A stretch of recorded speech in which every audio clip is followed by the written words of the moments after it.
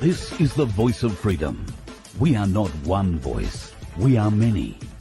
We are your voice. But we can only be effective if you use your voice. Your voice. This is the voice of freedom. We will not hide from the truth. We will ask the hard questions until we are sure we have the truth. Welcome to the voice of freedom, where your voice will never be silenced. Well, hello, folks. How are you? This very fine sort of a day. At least it has been in my part of the world. I don't know what it's been like in yours. Fingers crossed it has been, well, just as nice. That's what I'd be hoping for. I'm going to just have a little bit of a check on what our streams are doing in various different places. So let me just see. Oh, there you go. That one's got noise coming out of it at least. And that one seems relatively clear. So I don't know. We'll see how it all plays out tonight then, shall we? It's going to be an interesting short show, I think, at this stage. G'day, Paul. First one in tonight and Salty. Nice to have you guys in. I've had a bit of a day. I haven't been in front of the computer since, I don't know, 5:30 this morning. I've been running around a bit, had to get a few things done for the car as it needed a service rather urgently. And isn't it fun when you go and you find out your service is going to cost you an extra $150? What a pain in the ass, you know? Oh, yeah, we found a few leaves in something and then we thought we'd spray it with something and then, you know, stick that on your bill. But at any rate, it's done and it was just a day, bit of a waste. Well, no, not a waste. Otherwise, if the car buggers up, all sorts of shit happens. So anyway, I'm just having a bit of a bitch. Don't worry about me. So I haven't had a lot of time to read what's going on in the world. I have seen a couple of interesting things that have popped up, but I haven't had a great deal of time to delve into them. Tomorrow will be a little bit different. I'm not sure if there will be a show tomorrow night, only because tomorrow afternoon could turn into a long day. I'm catching up with a few people for lunch tomorrow, and those folks are people you'll be very familiar with. So I think at some point during our lunch, I will take the laptop along and we'll fire up a show and let you pop in and say hi. I think you'll enjoy who we're going to be talking to. So that'll happen sometime after 12 o'clock Queensland time tomorrow. I'd say probably after 1 o'clock Queensland time tomorrow, knowing the way that my schedules seem to move around. So yeah, that'll be a bit of fun, and it'll be from a very interesting location, and a location that many Queenslanders will be familiar with, and maybe quite a few out-of-towners too. So hope to bring you a little bit of Brisbane history tomorrow, which will be fun. We'll also have a little bit of news on something from John Wilson.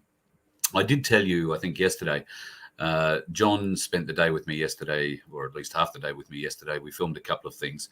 I'll be cutting those up after I finish the show tonight and giving them to John, and he'll be releasing them at his will over the next couple of days. On Friday, or at least over the weekend, he will be aiming to release something that will be of great and paramount importance to you to read and to have a say on. And it's important that you do get to have a say. You'll be able to find out what we're talking about. I'll play a piece from John. Well, actually, I won't play it. John will probably talk about it tomorrow. So we'll go through that, and you'll get a bit of an idea of what I'm referring to. But trust me, it's a great direction for the freedom movement. Everyone in the freedom movement. It's a way of clarifying. I'll mute the phone. It's a way of clarifying the direction we are going for everyone, so that we are all on a clear path. And that doesn't mean that this path is set in stone.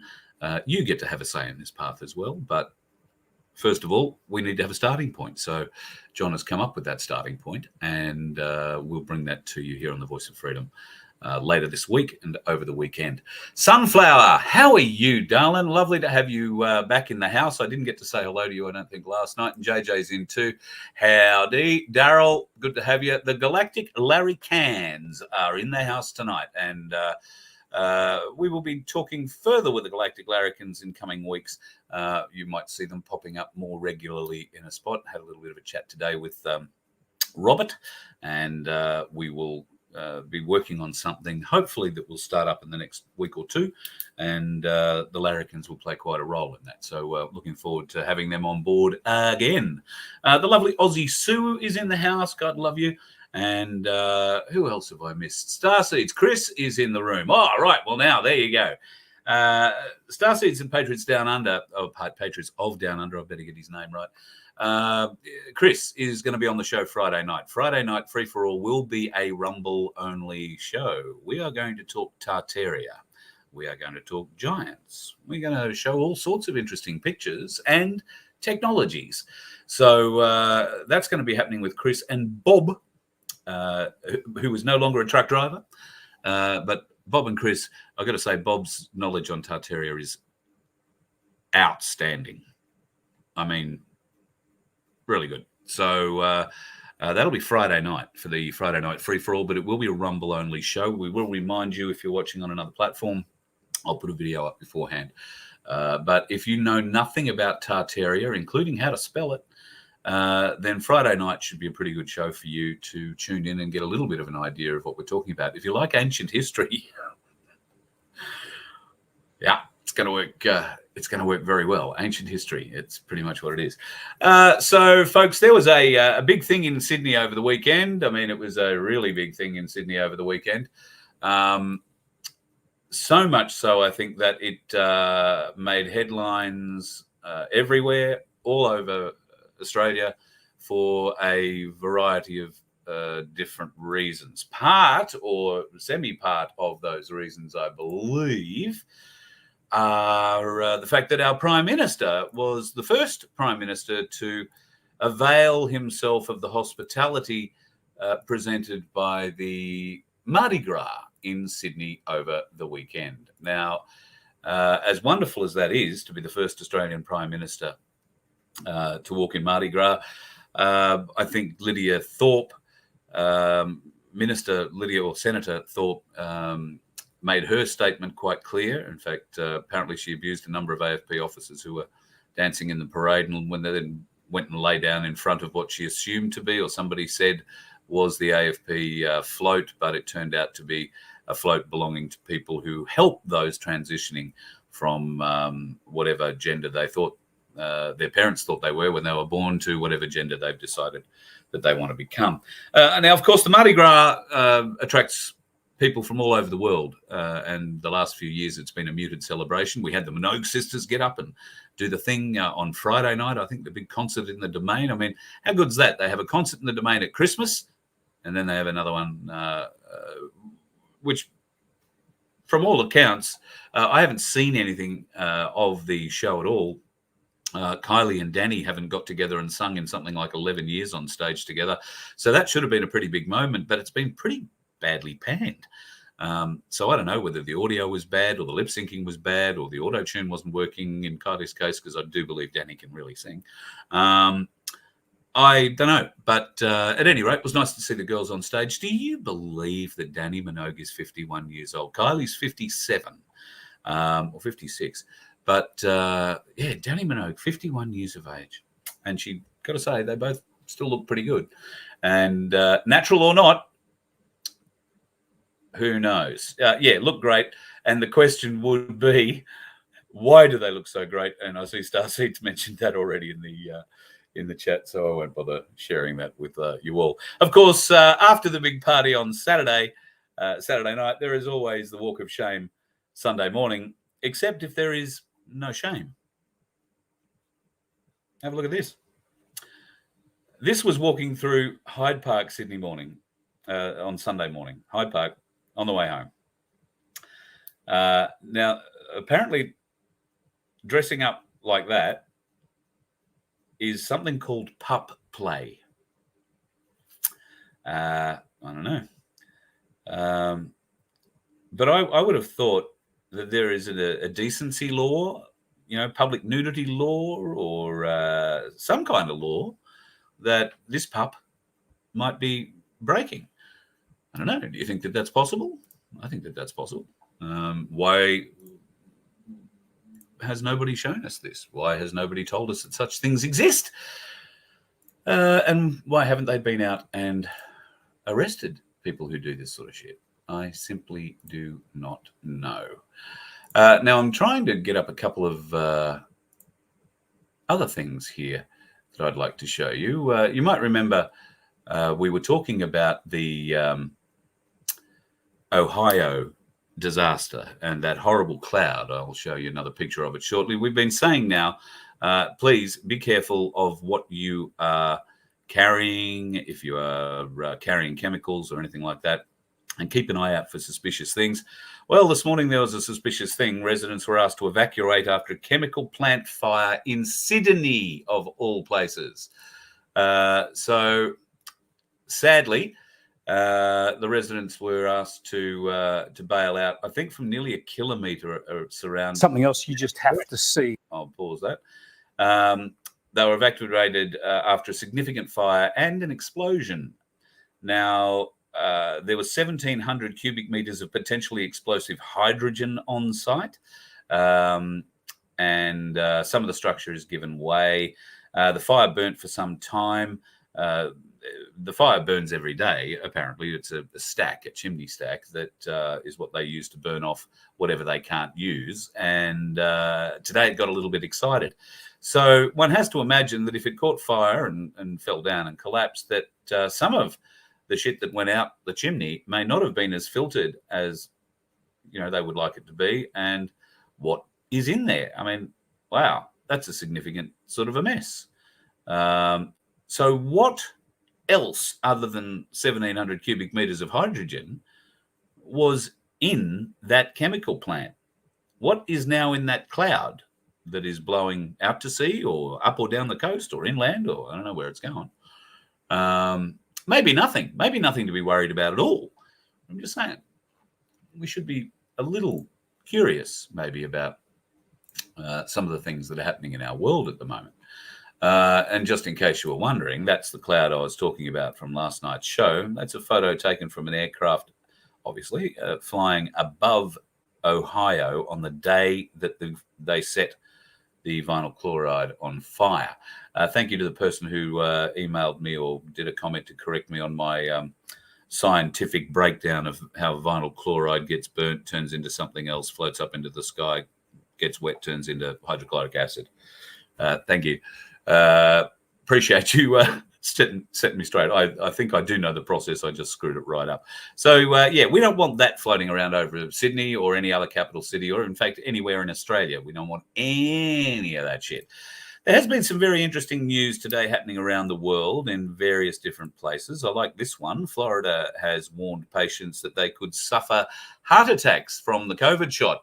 Now, doctors in Florida are starting to open up and the government are supporting it. Now, that would be DeSantis and his mates down there in Florida, I think, doing that. But the nice part about it is that this kind of thing is also happening in Australia.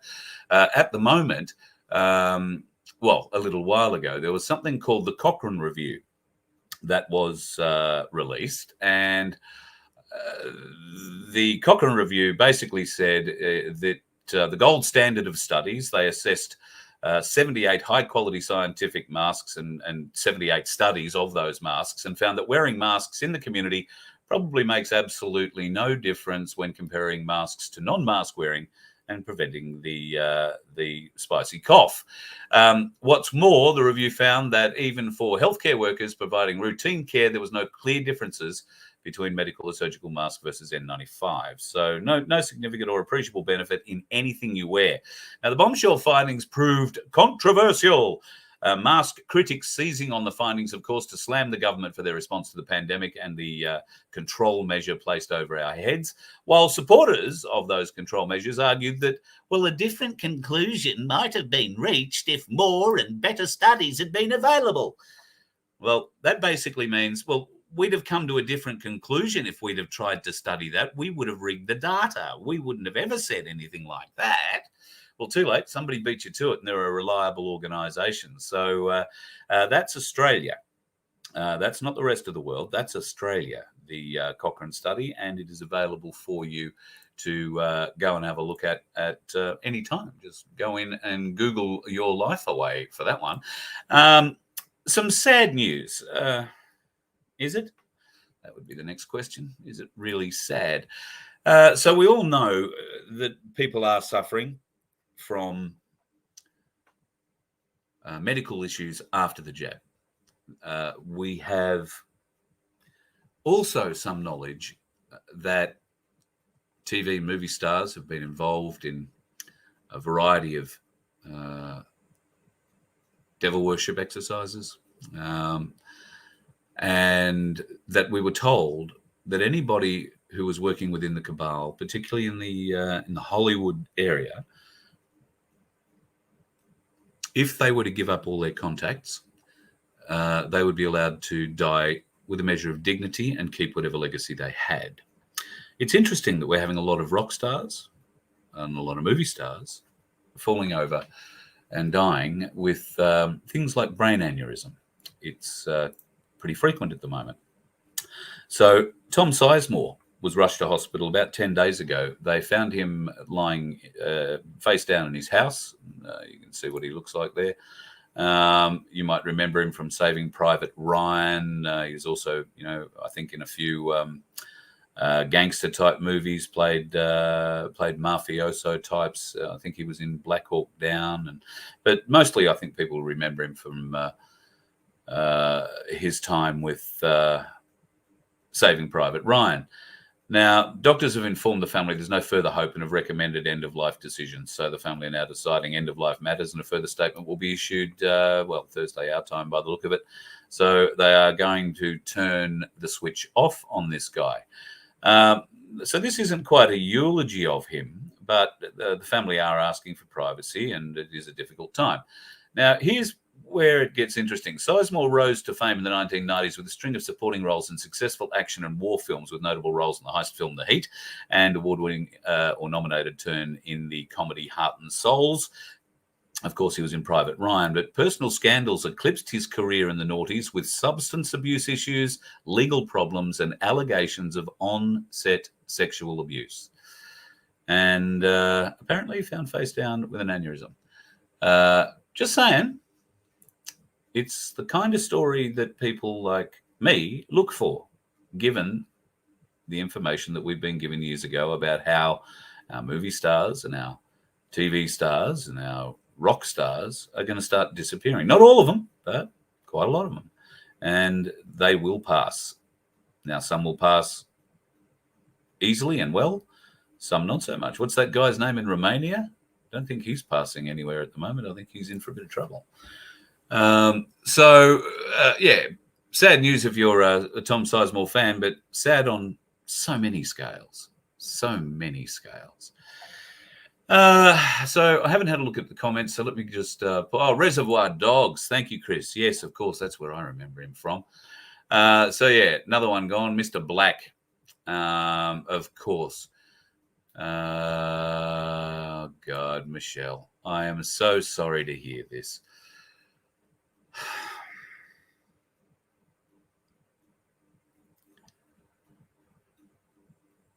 I'm so sorry to hear this, Michelle.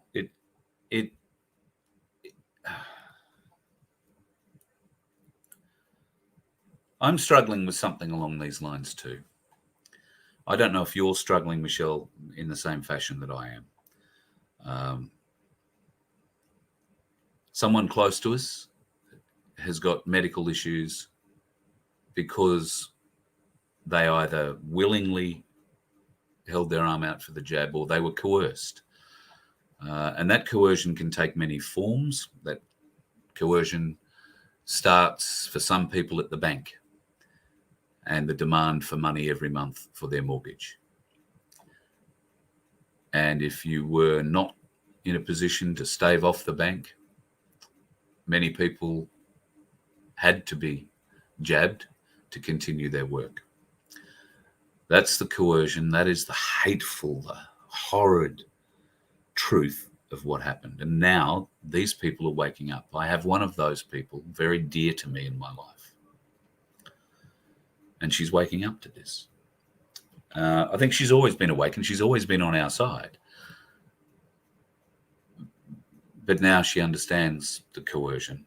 And there are going to be consequences for her. And as what's happening with Michelle's sister, we are hearing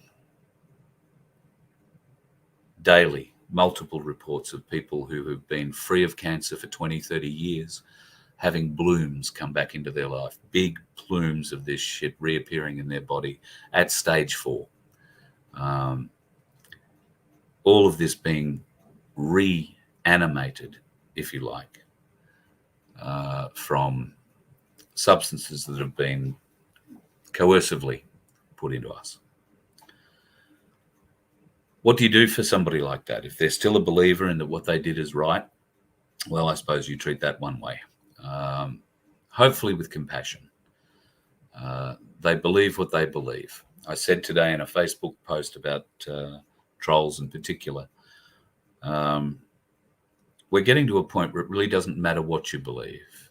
At some point, if you've held your arm out for this, there's every likelihood you're going to get sick.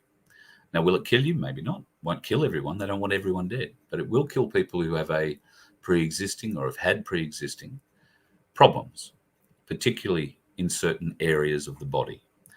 And for those who have had no previous problems in areas like the heart, then it will induce problems in those areas. That is proven now.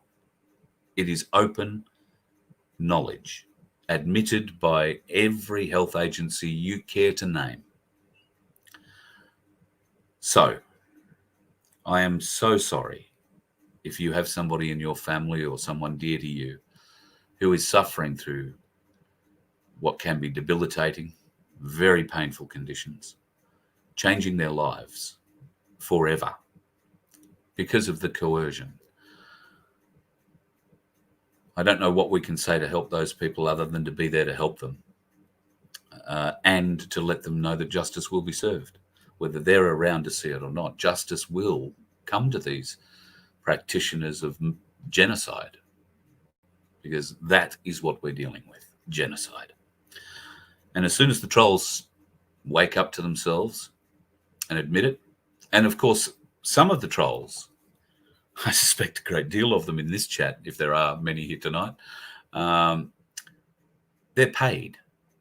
They're paid to get into these chat rooms and harangue, stir you up at home, because I don't pay much attention to them, as you can see. In fact, I pay practically no attention to them. They are unimportant distractions. Do not be distracted by the trolls. They are being paid.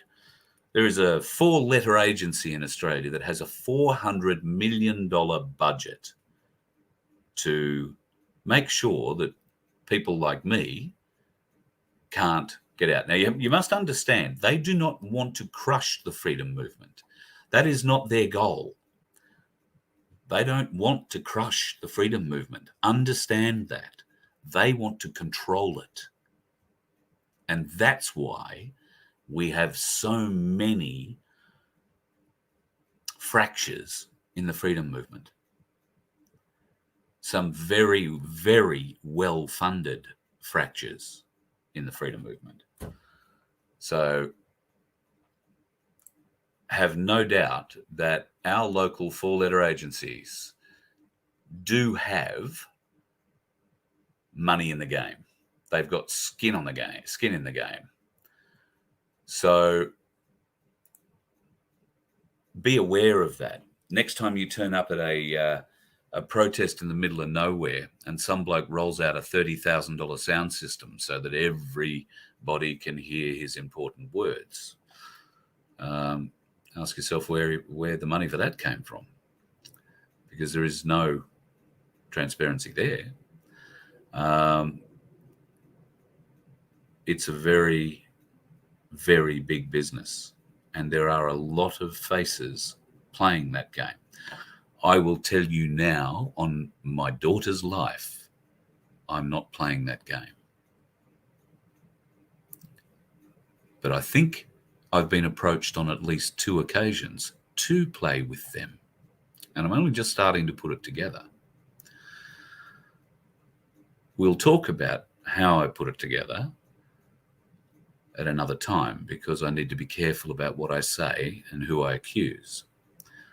but I'm pretty confident that on at least 2 occasions in the last 2 years, I've been approached and offered to work, and have worked, with people I would now be very suspicious of being paid from that $400 million fund.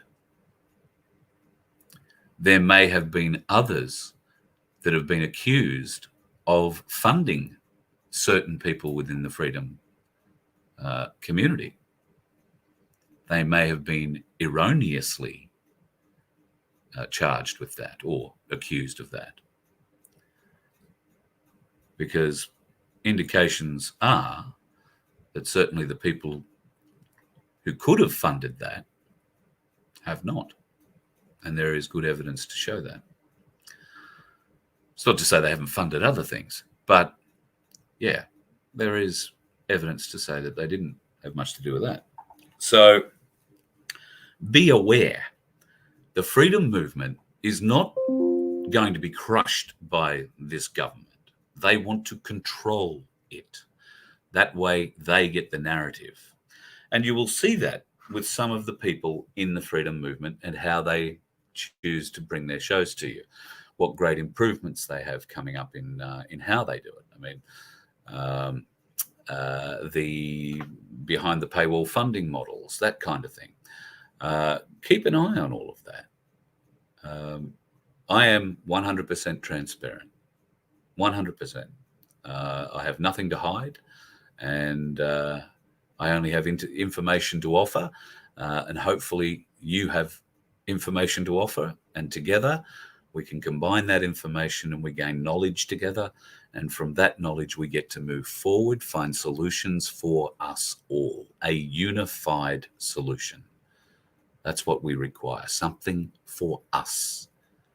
And I think you are going to find that coming up at the end of this week when John Wilson and I have another chat about this document that's being prepared for your perusal and your comment and your amendment, if that's the way you feel.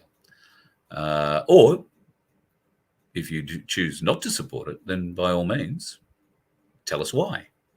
Because what we are putting together is a document for us all, a unified solution for us all. But we do not believe we have all the answers. We may not have covered everything off.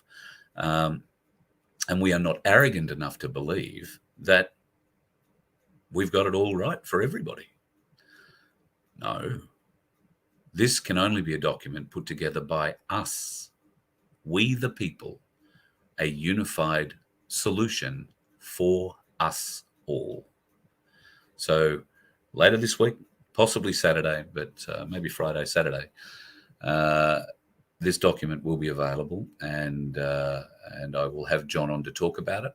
And hopefully you'll be able to visit the VoF HQ website, and it will be available to download. By all means, print it off, share it around, give it to everybody to consider. And if you have amendments or considerations or something you would like to see added or removed, or if you disagree with any particular piece, then I will arrange with Vince that we'll get an email address set up where you can email your suggestions to us, and I'll make sure that they go directly to the right people. Those suggestions will be put up, of course, and measured against everything that comes in. You'll get a say on what should be amended, what shouldn't be amended, and we will amend the document appropriately. Once that document has been sorted out and the vast majority of the population are in agreement with it, well, that opens up a whole new range of possibilities. But we'll talk about that with John coming up in the next little while. It's going to be a very interesting document, and I can't wait to bring it to you. It's very exciting. It will bring us all together.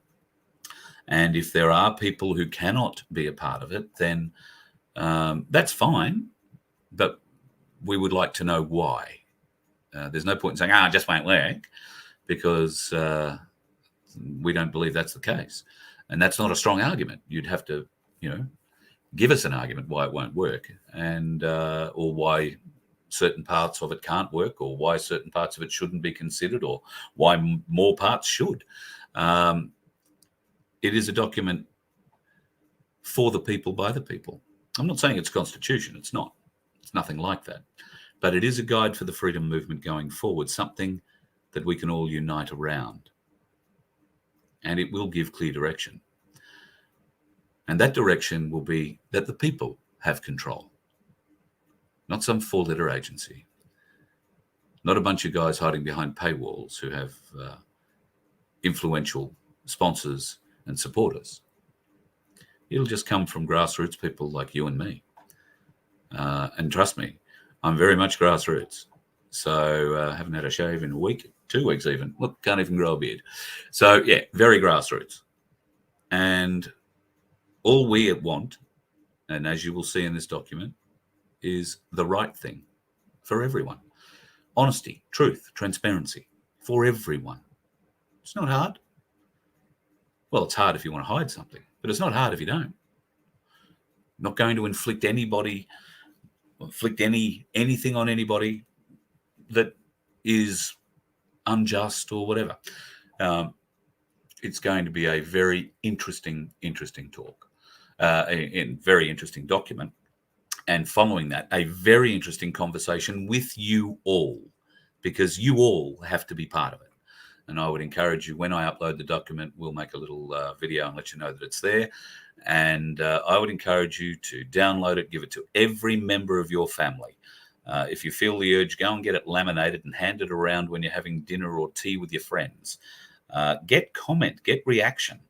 And if there is pushback, note it. Let us know what that is. What have we missed? Why should something be included?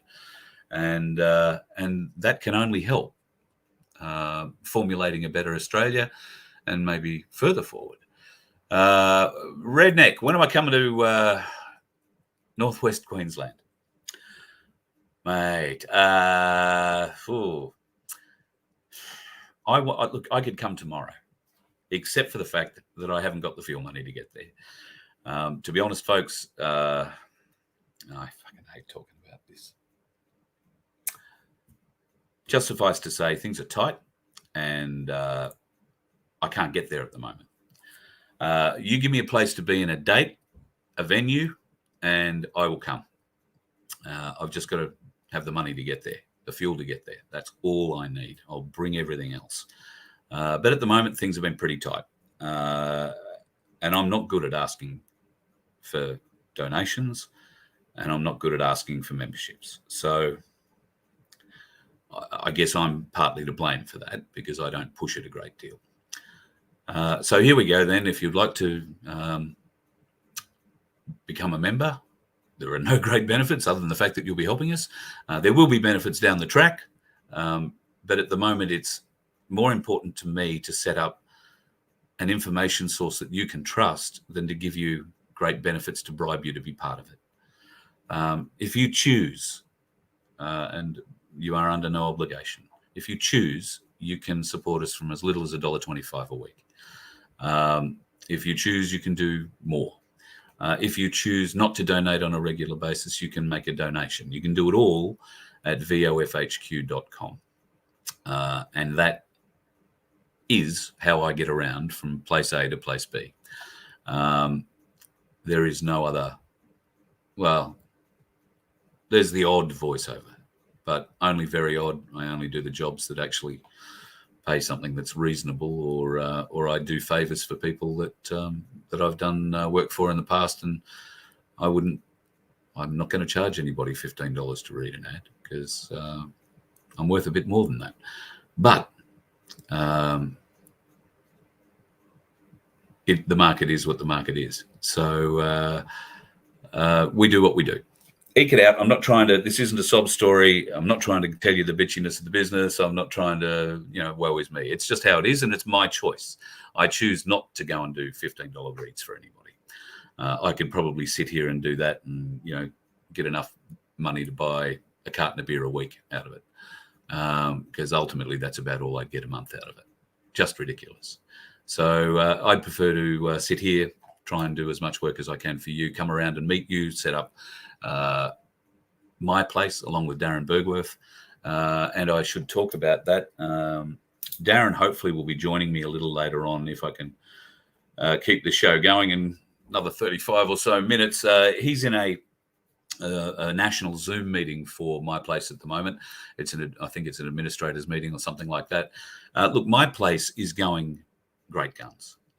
There is some really exciting stuff happening through Victoria, and that will spread through the rest of the country. We're developing a network throughout Victoria at the moment, and I'm starting one up in Queensland and in northern New South Wales. We're trying to link growers together. That's growers of fruit, veggies, and beef, and lamb, and pork, and all that sort of stuff. We're looking at being able to help those producers of fruit and vegetables deliver their crops to us rather than the big supermarkets. We are specifically focusing on organically produced, organically grown, non-GMO, tampered with foods, and we are specifically targeting beef, lamb, and pork that hasn't been through sale yards. Now, that doesn't mean the DPI haven't come on and shot them up with something, but it's early days in that regard, and I know that there are particularly beef producers around the country who are hiding breed stock, for just this reason, so that there will be clean feed, not infected, poisoned feed, genetically poisoned feed. I'm not sure if you are aware or not, but every cow, bull, calf, heifer that goes through a sale yard is going to be jabbed. So it'll stay with them, and their progeny will be inoculated, or whatever, however that works. So it's going to get into the food chain. So it's important that we establish these things. And My Place are doing amazing work at doing that. And I think we are about 107 now My Places around Australia, spreading through South Australia. I think there's a couple now in Western Australia. There have been some issues, if I'm honest, in certain areas. These areas seem to have great influence from secret societies and that sort of thing, and there has been some infighting and bullshit that's gone on.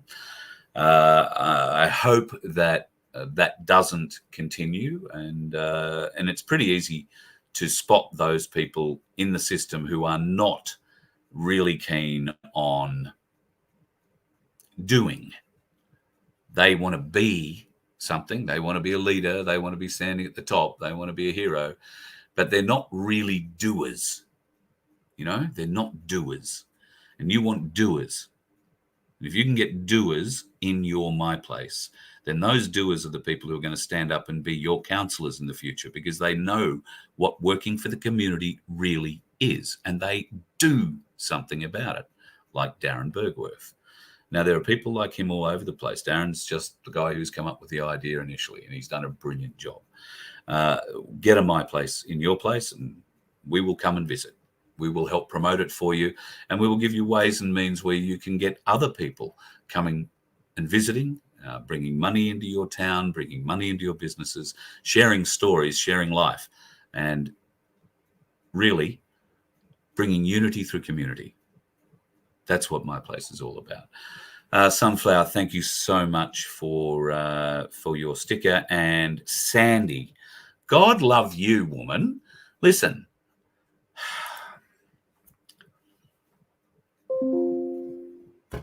Sandy is a wonderful, wonderful, wonderful, wonderful lady who I've had the pleasure of knowing now for a little while. And of all the people who are throwing money at me,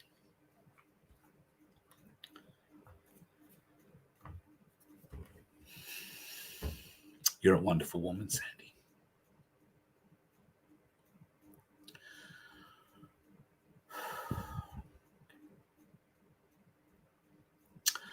Anyway, we're getting a lot of requests to come south, and Queensland particularly. Queenslanders are very keen to get us in town, and Redneck mentioned us out west before. Mate, happy to come. I don't know how far out west you are. I'm going to get a hold of Belinda and see whether or not we can come back to Toowoomba. I might do a show there and then just keep driving. Maybe go to Dalby, maybe go to Roma, go north, come up to Chinchilla, north or south from there. I think north. Charters Towers, that'd be north. Emerald, Barcaldine, Mount Isa. Come back over and come back down through Townsville, Mackay, Rockhampton, and Gympie. Got some lovely, lovely friends in Gympie, and hello to you both. Actually, I've got more friends than two, but hello to you all. So yeah, want to come to Gympie, and I believe John has a show in Gympie or an idea of a group or something he wants to get up to. So might try if we can't and link something together with him and bring him to a show. I'm also considering, I don't know, if you're in Brisbane, I'll put a venue on here somewhere in the eastern suburbs maybe, or wherever I can find a venue. And I'll try and do that maybe in the next week or so. If you want to come along, we'll do a live show from a venue there. I'm never the one who likes to go and put myself into venues. You know, it feels to me like I'm forcing myself on the public, and I definitely don't want to do that. I usually wait until somebody says, "Hey, why don't you come here?" And I say, "Great, you find a venue, I'll come there." And at least then I know that somebody will be there when I turn up. I'm not too worried if nobody is there when I turn up, because as you can see, I can do a show with nobody around just as easy as I can do it with plenty of people around. But I would like to do a bit of a show here in Queensland, and if I can't and don't have the ability to get south at the moment and west into South Australia because of funding, then I do have enough fuel in the car to get me, you know, a few Ks around Brisbane or up to the Sunshine Coast or down to the Gold Coast or even a little further afield. So I'm happy to do it. Just give me a venue, send me an email, carl@vofhq.com. I can be somewhere next Monday night if you want. I can be somewhere next Tuesday night, Wednesday night, Thursday night, wherever you want. I can be there. If you can get me a venue, I'll come. That's simple.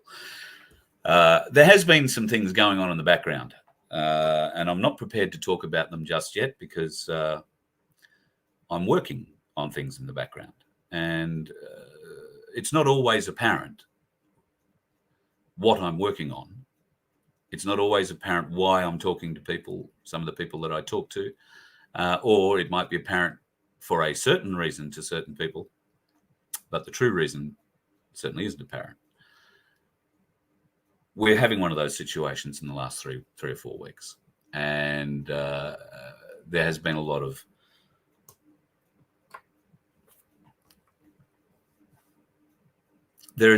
division thrown at the Voice of Freedom. Unfortunately, a lot of it has been very misguided. But we will talk more about that at the appropriate time, because we're still putting the final bits together. And when we do have the final bits together, trust me, you will be the first people to know about it. I just hope that you will see the logic in the madness at that time. That's kind of what I'm hoping. So, yeah. Elizabeth, thank you for your sticker too. I really appreciate it. And anything that anybody considers to donate, thank you so much. You are beyond wonderful, folks. Thanks, Balanced Ches. God, another one. Thank you so much. And Barbara, thank you for yours as well. I'm just going to have a bit of a scan down through here to see if there's some questions. Yeah. So, Mick, I'm not sure if you're answering a question for somebody in the chat there about what My Place is all about. Community groups formed in local areas, like-minded freedom warriors. Yes. It's not just freedom, folks. It's community building. So it doesn't really matter whether you're jabbed or not. If you are jab curious or jab hesitant or resistant, you're just going to be around people who care and who want to build community and build unity through community. And it's going to have a huge effect on your community. I can't urge you enough to get into My Place. Try and find a venue that isn't your house. All right. That's important. You don't want to have, I don't think, a venue at your house unless you've got acreage and you've got an outbuilding maybe that you can turn into something like that, and you can put a toilet block on or dig a hole or whatever it needs to be done. Failing that, you really need to look at something like a warehouse facility or a big shed, somewhere that can be used, not unlike men's sheds, that sort of an arrangement. I'm not even sure if there wouldn't be funding available for something like that. So that's the model that seems to be working pretty well, and you don't need to go into it straight away. There are my places that are being held in different venues right across the country at the moment, from pubs and clubs to people's homes, and everything in between, as you'll obviously see with Darren and what's going on in Frankston and Yarra Valley. And now I see that there is Melton, Northern Melbourne or Northern Melbourne suburbs or something like that. There's been a flurry of them open up in the last couple of weeks. And I believe tonight's big chat has got nearly 100 people on the Zoom. So that'll be Darren pretty much telling everyone what's expected, because you can't build unity and community if you're all playing from a different hymn book. So not saying for a second that Darren's dictating all of this, but he has a great team behind him and they've got a plan, and better still, they have a process. And if you follow the process, you're going to have a very successful My Place. What else? Who else is in there? Hello, Melissa. Didn't see you in earlier.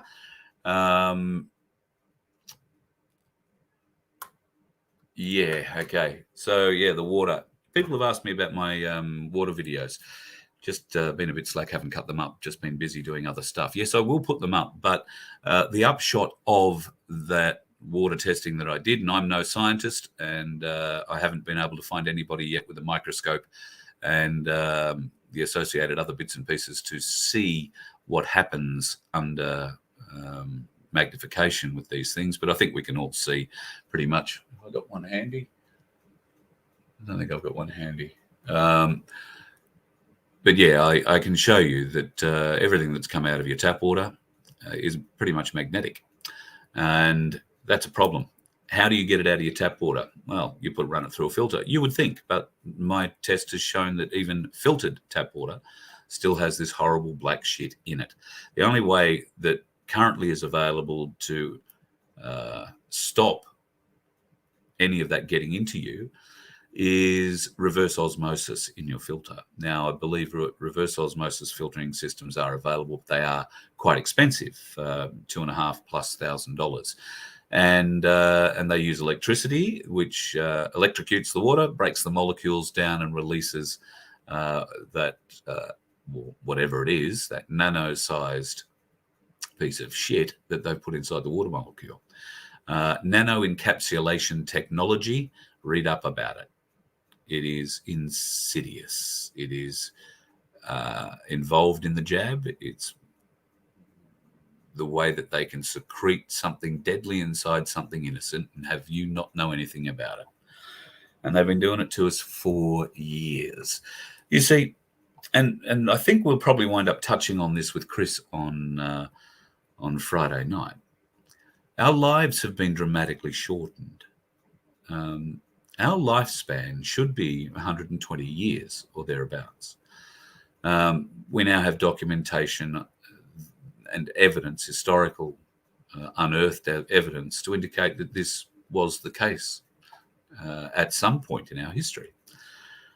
But at some point in our history,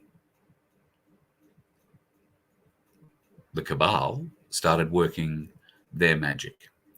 And they have been working that magic for a very, very, very long time. And of course, have been able to change us into what we are today. I think it's going to, there is some really interesting news coming out of America and Canada and Switzerland.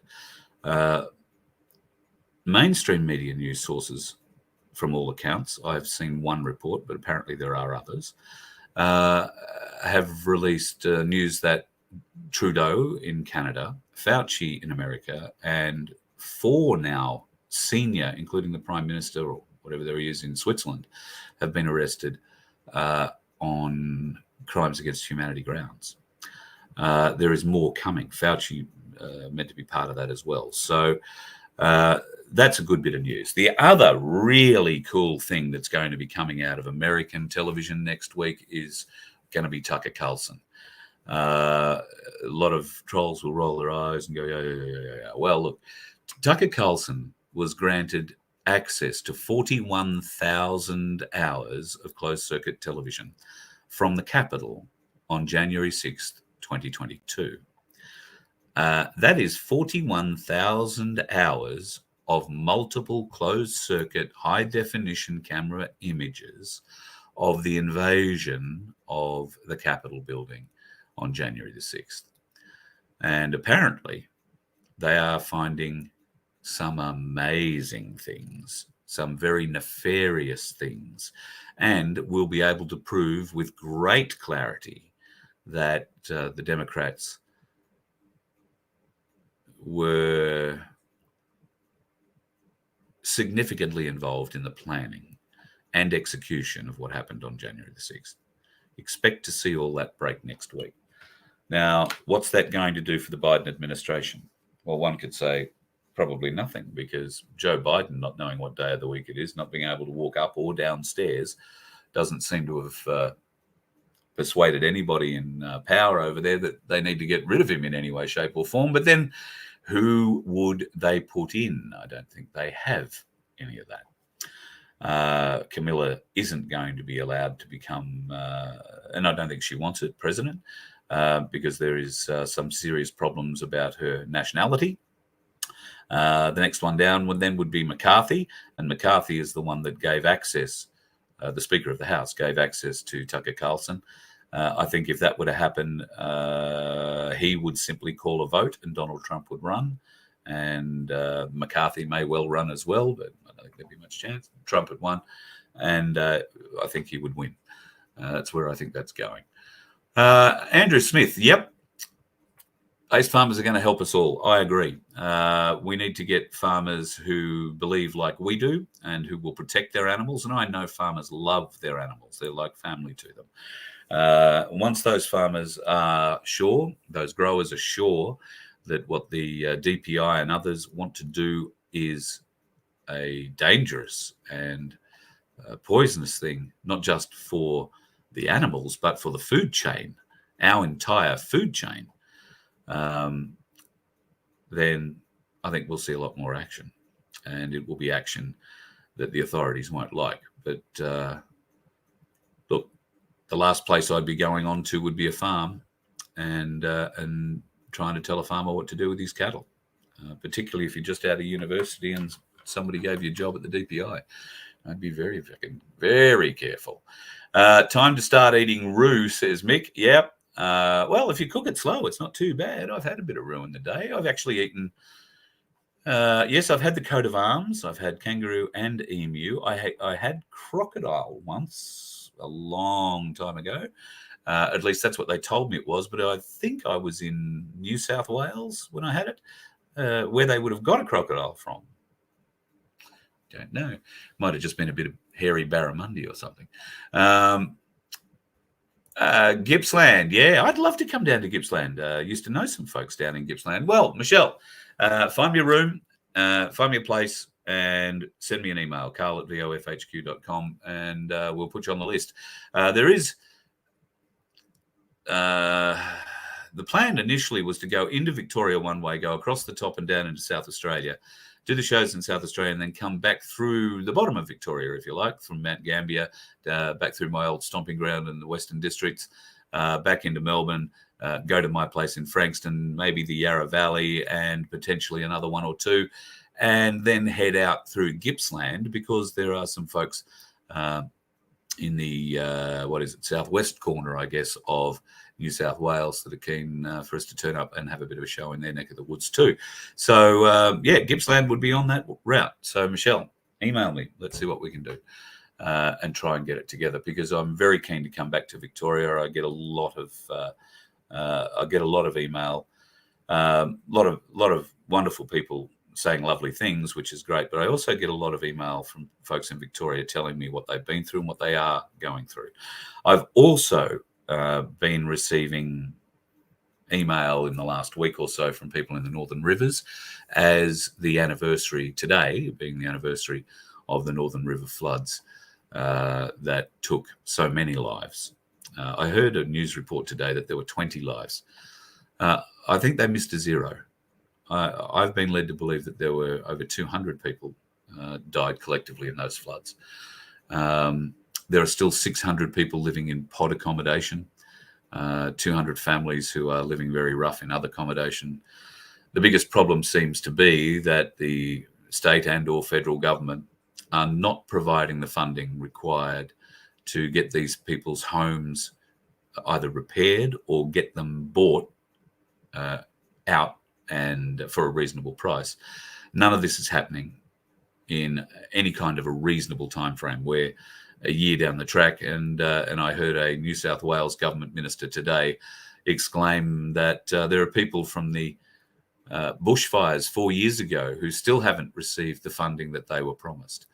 Now, this is not a go at that wonderful lady Celeste, who raised $42 million and then was made almost impossible for her to control where it was donated to because of bureaucracy.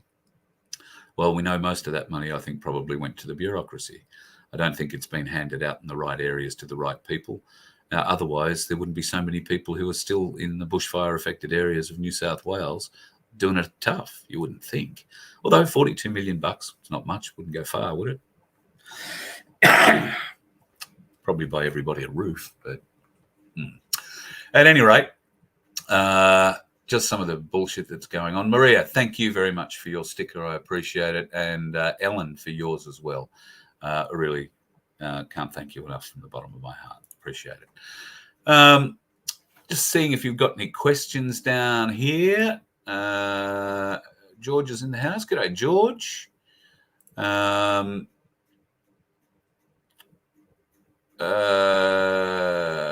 Cloudscape, unblock you on None2K.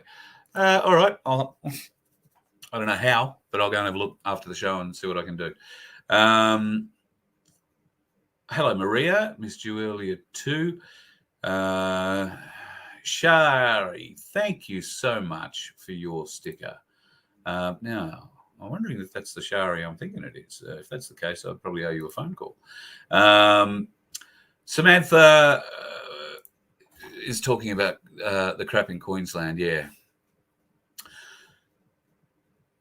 Yeah, no, our Premier very definitely isn't on our side. I don't think he's ever been on our side, and not likely to be. I don't think there's anybody in the Queensland government that is on our side. The Queensland government, for those who aren't aware, doesn't have an upper house. So they are pretty much a law unto themselves and can do whatever they like. Once you are in power, you can do whatever you like. And pretty much that's exactly what these bastards are doing, as we have seen over the last few years. Is there a My Place on the Gold Coast? Yes, I believe there is a My Place on the Gold Coast. I can't tell you the exact location of it yet, and I'm not sure if Steve Wisby is in the chat tonight or if he's even involved with it. Darren did tell me that there was a Gold Coast one. If it wasn't started a couple of weeks ago, it should be by now. And he was actually coming up to appear. I was going to come down and do a show there, but haven't heard any more at the moment. So, that's what's going on with the Gold Coast. If you're on the Gold Coast, you can get a venue and you want me to come down, happy to come down. The way to get a venue I've found is to look for a Monday, Tuesday, Wednesday night, venues that are open to do meals those nights, but usually don't do a large meal trade. So if we can get 100 people that want to come along to a show and they all want to have a beer and a meal beforehand, then that makes it pretty easy for the pub or the club or whatever to give you their function room for the night. There's not much cleaning up. They don't have to open up a bar, just stack the chairs away at the end of the night pretty much. And we can do that if that's what they want. Get the room for free, and it doesn't cost anybody anything that way. So it's got to be a win-win for everybody here. There's no point in going into a pub or a club and saying, give us your room for nothing. We want to be able to give them a return, whether that's across the bar in beers and other drinks, or sitting down for a meal. If they're going to be good enough to help support the Voice of Freedom in that way, then we should be good enough to buy a meal and whatnot before the show. So that would be my way of viewing it. Up to you how you suck your own eggs. I don't want to tell you stuff. Oh, Cloncurry. God, yes. I would love to come to Cloncurry. The last time I was in Cloncurry was, about 1990 or maybe 1991. The Variety Club Heart to Heart Bash went through Cloncurry. We stayed there. Stayed the night there. Stayed in the Cloncurry pub from memory, and I was learning how to fly at the time. And there was a Cessna 172 that was flying around above us as an official spotting vehicle, if you like, for wayward bashers. And I had a very interesting call up. The two guys that owned the aircraft and were flying had been in the bar for some hours and were both over 0.05. It was decided that the aircraft had to be refueled because it needed to go somewhere very early in the morning or whatever.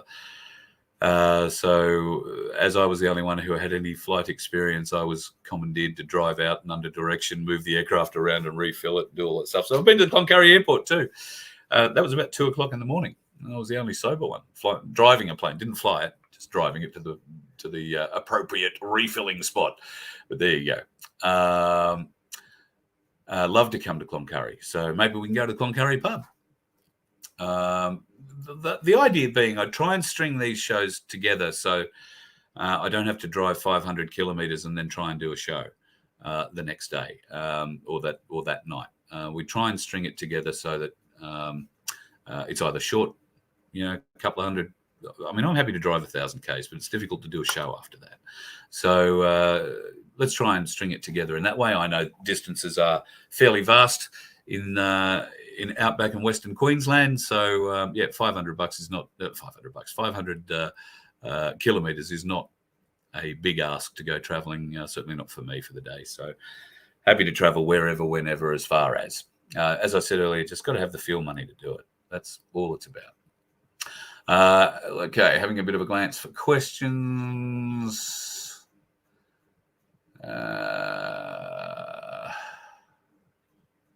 Yeah, I think it all. Yes, Sunflower, I do too. I mean, we are all being tested in different ways.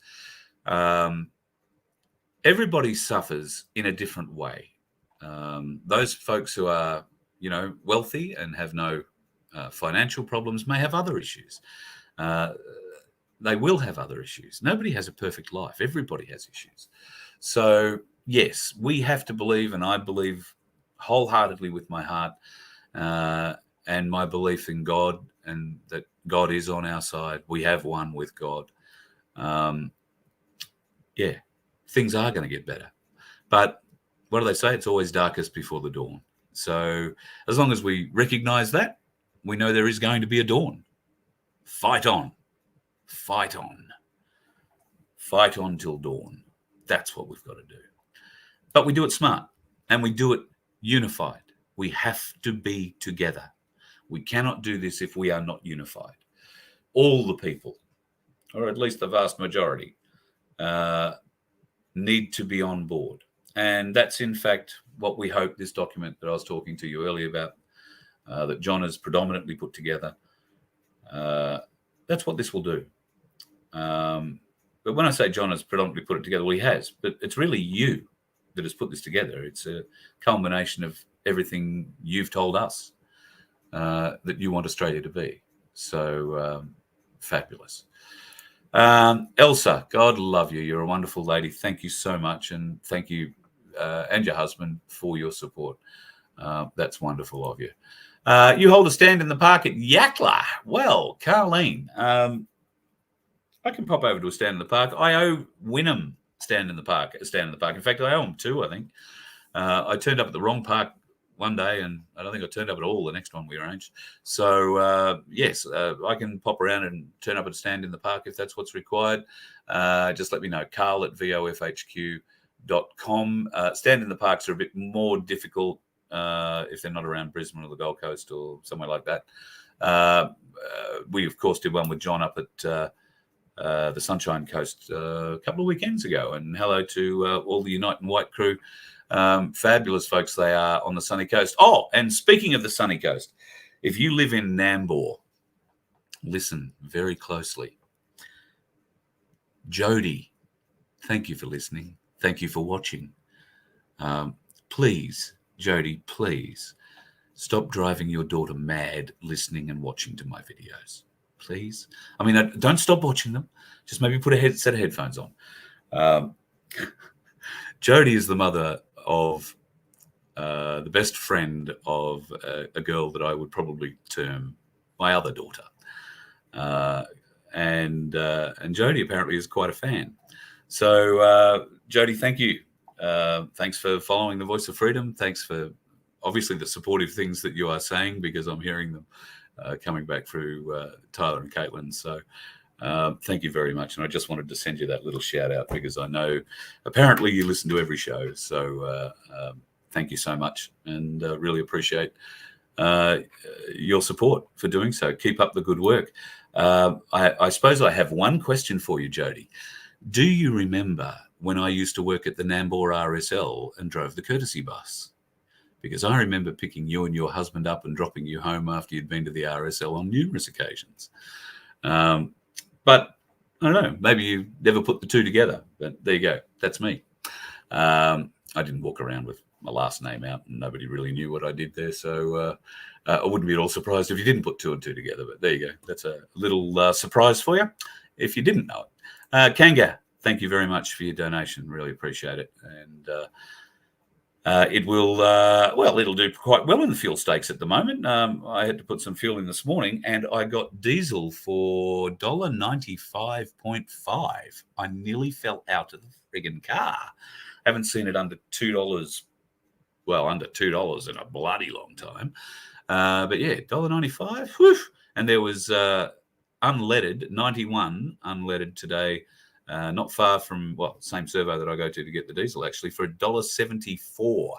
So I don't know what the fuel prices are like in your part of the world. I did see not too far away from there, $2.24 for the same fuel. Yeah, not real flash at all.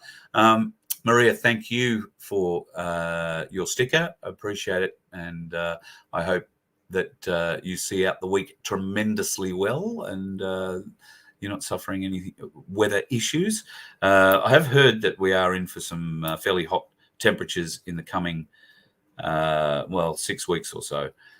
Isn't that always the way, folks? Isn't that when we expect our bushfires to start? Just saying.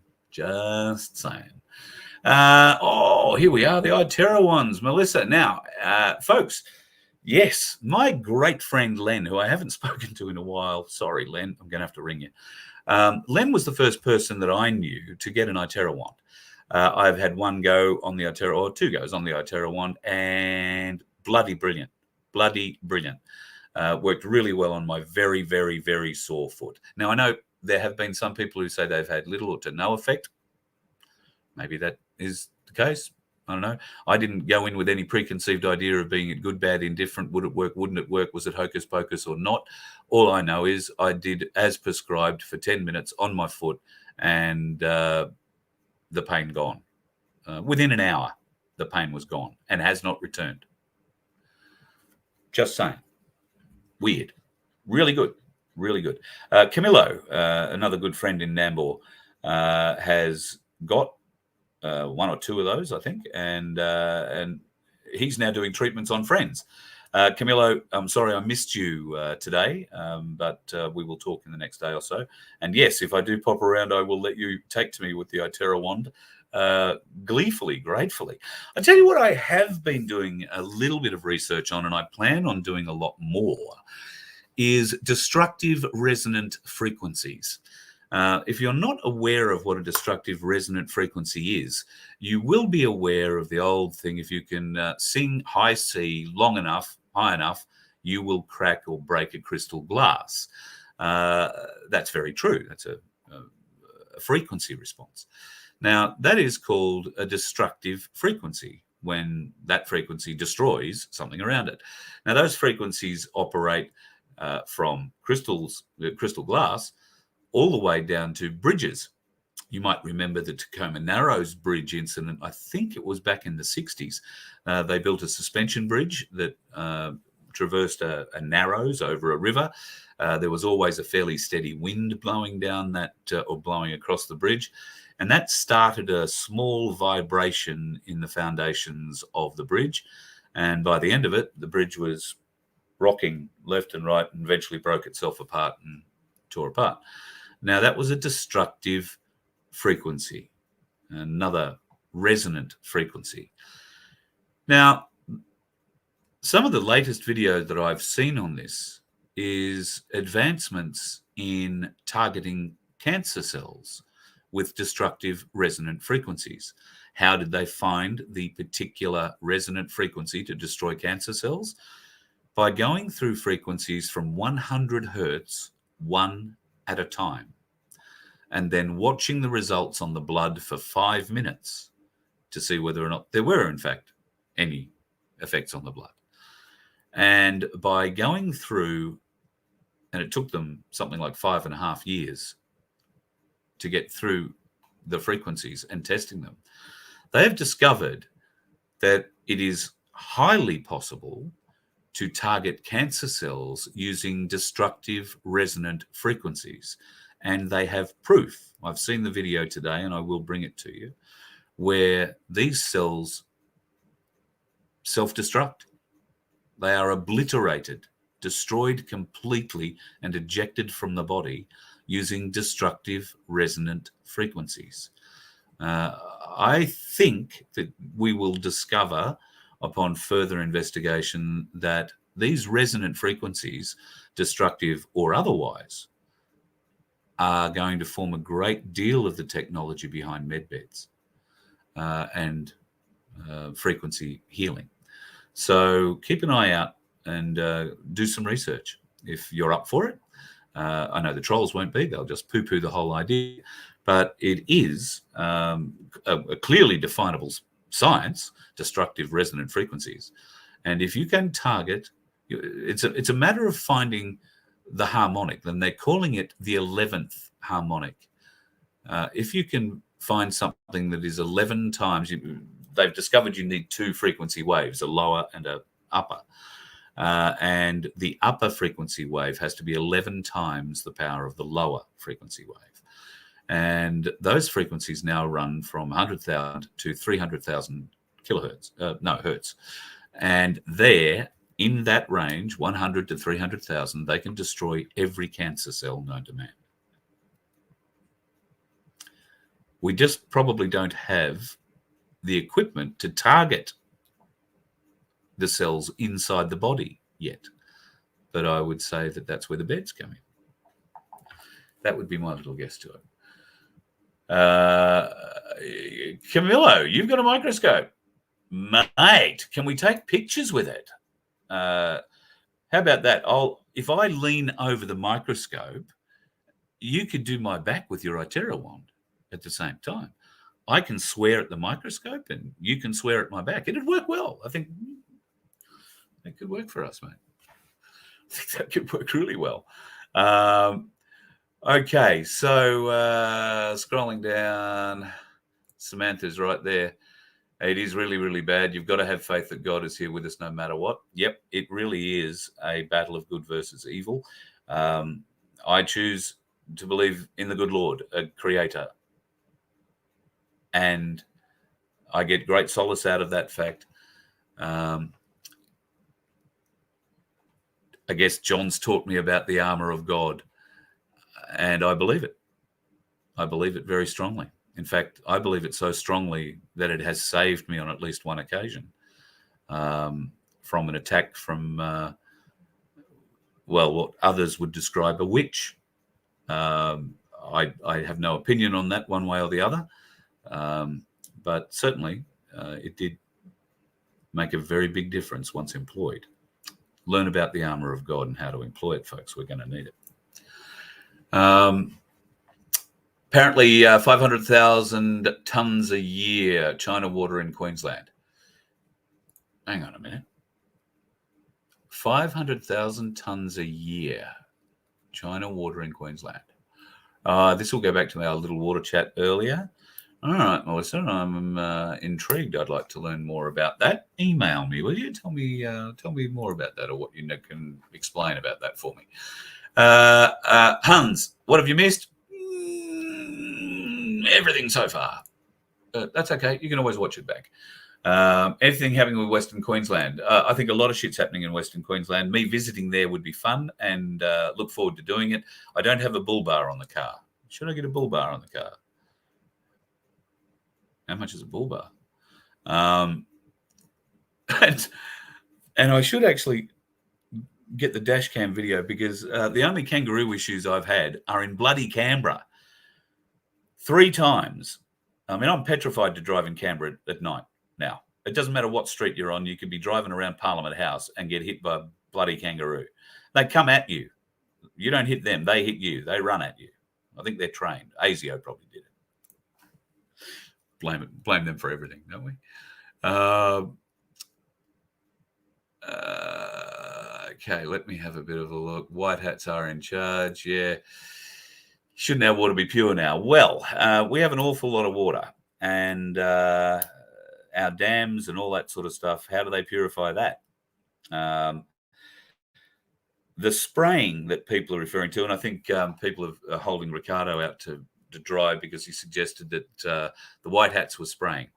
Now, and spraying to cure whatever the black hats had been spraying.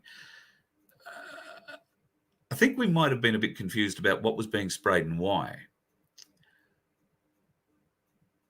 The black hats, it is alleged, have been spraying metals into our atmosphere. Yes, we've known that. Aluminiums, bariums, and all sorts of things. We've seen the evidence of the tendrils of these chemtrails reaching out, leaching out, and spreading across our skies. Not a contrail doing that, a chemtrail.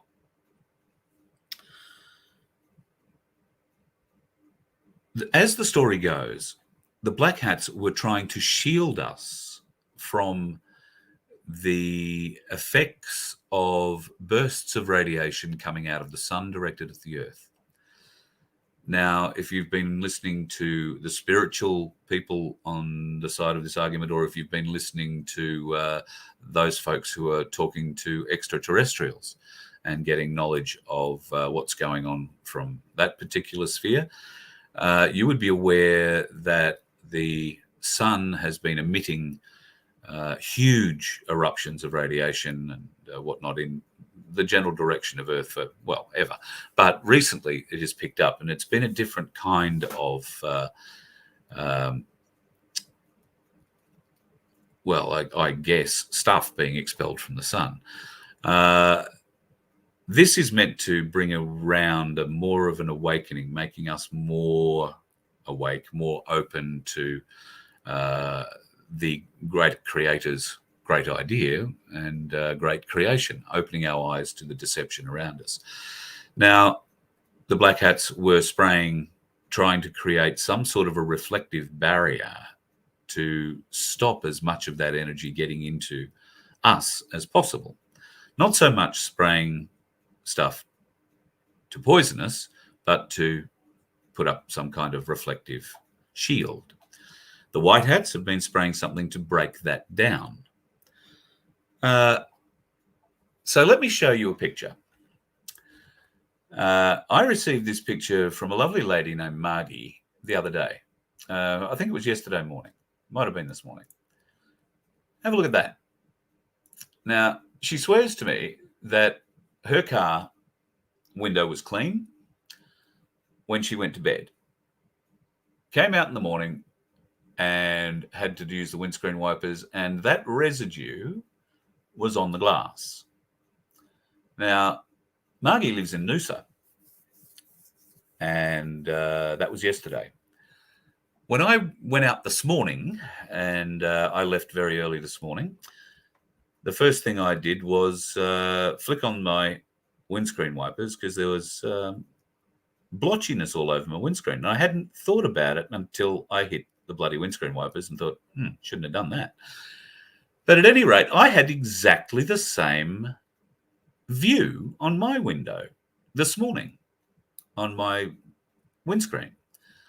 What is that milky substance on our windscreens? And it seems to be coming at us overnight. Are you seeing this on your windscreens, folks, in the mornings wherever you are? Maybe not every morning, maybe not every day, but, is there some correlation? And I'm talking now to a couple of guys on the Gold Coast who like watching planes. Is there any correlation to some of the aircraft you're tracking and this kind of result over areas like Noosa and the Sunshine Coast, and in fact Brisbane? Be interested to learn about that. So I don't know. Take it for what you will, folks. But there is something not right falling from our skies, whether that's a reflective substance that's being weighted down with something and now it's falling as rain or dew or I don't know what. Or if it's, I don't know, a really horny bat. Who knows? Weird shit. And maybe we should scrape some of that off and get it analysed. That might be the way to do it. Having a bit of a look here to see if there are any more questions. Yeah, Trump's got a big speech coming up 3rd of March. March is a big month for Donald Trump for a variety of reasons. We won't be... no, I won't say that. I'm just going to say, watch that speech. It's going to be interesting. TC could be controlled opposition. He could hide really bad stuff. I guess anybody can be controlled opposition. I guess anybody could be. I don't know how I prove to you that I'm not. I guess because I don't prepare anything. You hear me speak as I make it up as I go along. It's not a plan. I'm not trying to direct you somewhere. I'm certainly not trying to sell you anything. What I am trying to do is give you what little knowledge I get from my sources. And obviously you give me what you get, and I get those emails every day, and I'm very appreciative of them.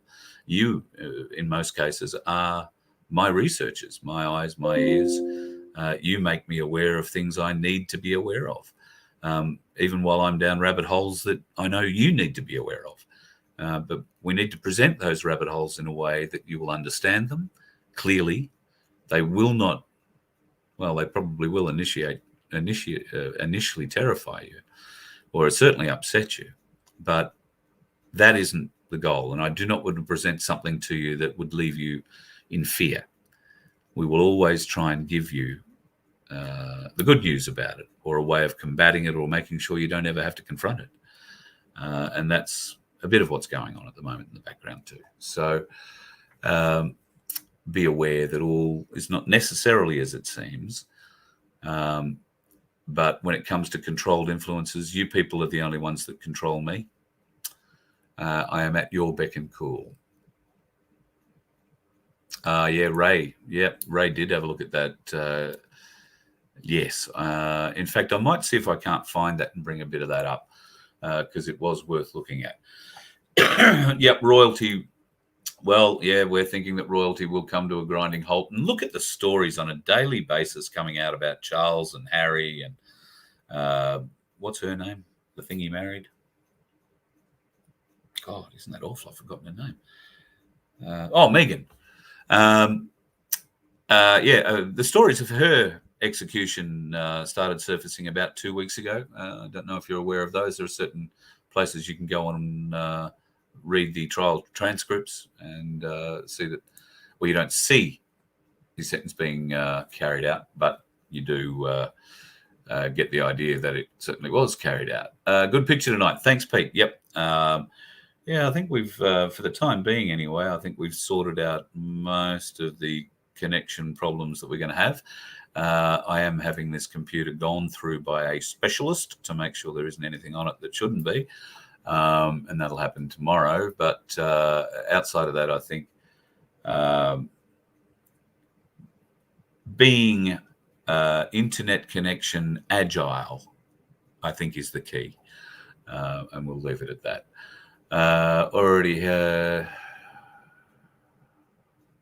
Oh yeah, Jimmy Carter. Yep. Jimmy Carter went into home palliative care a couple of weeks ago. They didn't expect him to live long. But yeah, holding off the announcement. They're hoping Biden might fall off the perch too. Yeah, well, aren't we all?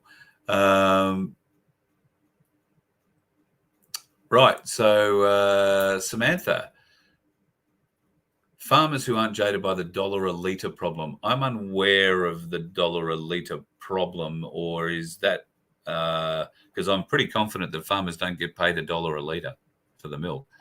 My uncle, Mum's brother, used to be a dairy farmer, and I spent, as a young boy, a lot of time in the dairy milking cows, a lot of time picking spuds too. The price, I did know this a little while ago. I want to say the price was less than 80 cents a litre, and dramatically less if you were selling it to Coles or Woolworths or one of those sort of supermarket brands. I believe the Mullaney Dairy in Queensland, might have this confused, but I believe they pay quite well, although they have a lot of their own herd. And there is another, I want to say, ostensibly Queensland-based milk company, but I think they're national. Norco, is it? They are locally owned and produced. But outside of that, I think all the other milk is foreign-owned. Wouldn't trust any of it. I'd prefer just to go to your local dairy farmer and see if you can't buy a jug of it straight out of the cow. Bloody magnificent stuff. I used to love that for breakfast. Best kind of milk. Straight out of the cow. Still warm. Yum. Thank you, John. That's very nice of you. Very nice of you to say that. I appreciate your sentiments. Yes. So I see we've got a few of the trolls in tonight. Can't be bothered. Thanks, Veronique. Yes, I certainly will be coming east, Gippy. Oh, well, now we're heading in the right direction. Well, just email me, Carl@VoFHQ. I need to start putting a map together and finding out where people are and drawing a line between the two. And yeah, we'll put some fuel in the car and we'll come. I haven't really been further than Traralgon, I reckon, to be as deep into Gippsland as I've been from the Melbourne side of things. I vaguely recall. Oh no, I didn't. I didn't drive out through Cann River. Is it? Is it Cann River or Bow River, or I don't know. There's something down there on the Victoria-New South Wales border. But yeah, would certainly like to get down and have a bit of a look there. Deer is great meat. Yes, I believe deer is fantastic. I've enjoyed venison on many an occasion. And once again, another viable meat source. So we just want to make sure that they are kept free and clear of any of this heinous poison the government is demanding to be allowed to put into them. Absolutely unbelievable.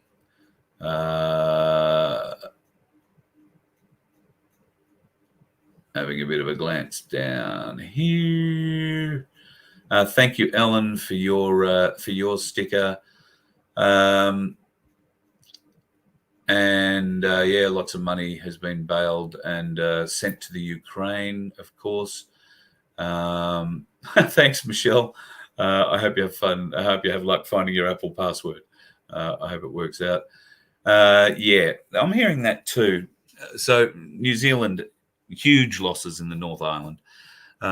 We're hearing stories of 10 foot of mud going through properties, people's properties, bodies floating down rivers and being washed out to sea. The last official death toll I heard, I think, was around 500.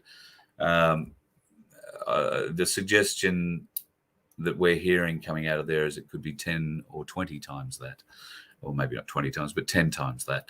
The biggest problem will be that there is no food bowl anymore. There are 5 major bridges around the island that allow interconnection of different parts, particularly in the food bowl areas. 4 of those bridges are 100% gone. The other one is destroyed to a point where it needs to be replaced.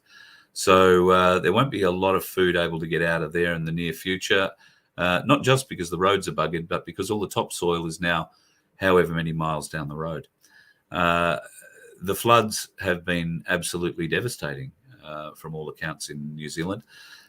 Entire sewerage works have been washed away and now scattered through towns and rural areas. And I mean, the sewerage is scattered through towns and rural areas. There is sickness. Gangs are running everything. There aren't enough police to police what's going on. Gangs are going into supermarkets, loading up trolleys, 20 of them at a time, and just walking out with whatever they want. It's lawless in many places in the North Island at the moment, and there seems to be very little the New Zealand government is doing about it. We are not getting much by way of video or audio, any sort of real great communications out of that part of the world, because it's all been knocked out. While there is, I believe, limited cell coverage or mobile phone coverage available in certain areas, in the vast majority of cases, there is no internet, there is no phone coverage. There are no phone lines left in many places anymore. So getting information out is proving very difficult. I have seen some photos, and the story attached with the photos is quite amazing, if true. People are taking their old cameras out, their old 35mm cameras, taking photos and processing those photos themselves if they've got, photo processing equipment and the solutions, I guess, to do that. And a lot of people do have that stuff still tucked away in a shed at home somewhere. They may not use it and haven't used it for years because digital cameras have made our life so easy. But if you do have those sorts of facilities, then this has proved to be a boon for getting information out of certain parts of the North Island of New Zealand at the moment. So what they're doing is taking their photos, they're taking them home, they're developing those photos, and then they're going to rivers, streams, creeks, whatever, that they can't cross, that they have no real way of crossing unless it's by boat, and they are by boat taking these photos across to people on the other side, who are then driving them further south to where they can be reached by the internet, digitized and sent out. Also heard that they're putting them message in a bottle style, rolling these photos up, shoving them into a bottle, capping that bottle, throwing it out and having people downstream on the other side to get it as it goes across. All sorts of ingenious methods being used to try and get some sort of information out about what's going on. And at the moment, all we know is that it's lawless. Gangs have taken over and the police are overwhelmed. Not that the police were ever much use in the first place, because God knows they've been against the people for a couple of years or more over there now. And what a surprise, the one responsible for it all resigned and left on February the 7th. Left for where? I think we probably know that. There's Starseed being really nice. All chicken nuggets have human remains in them globally.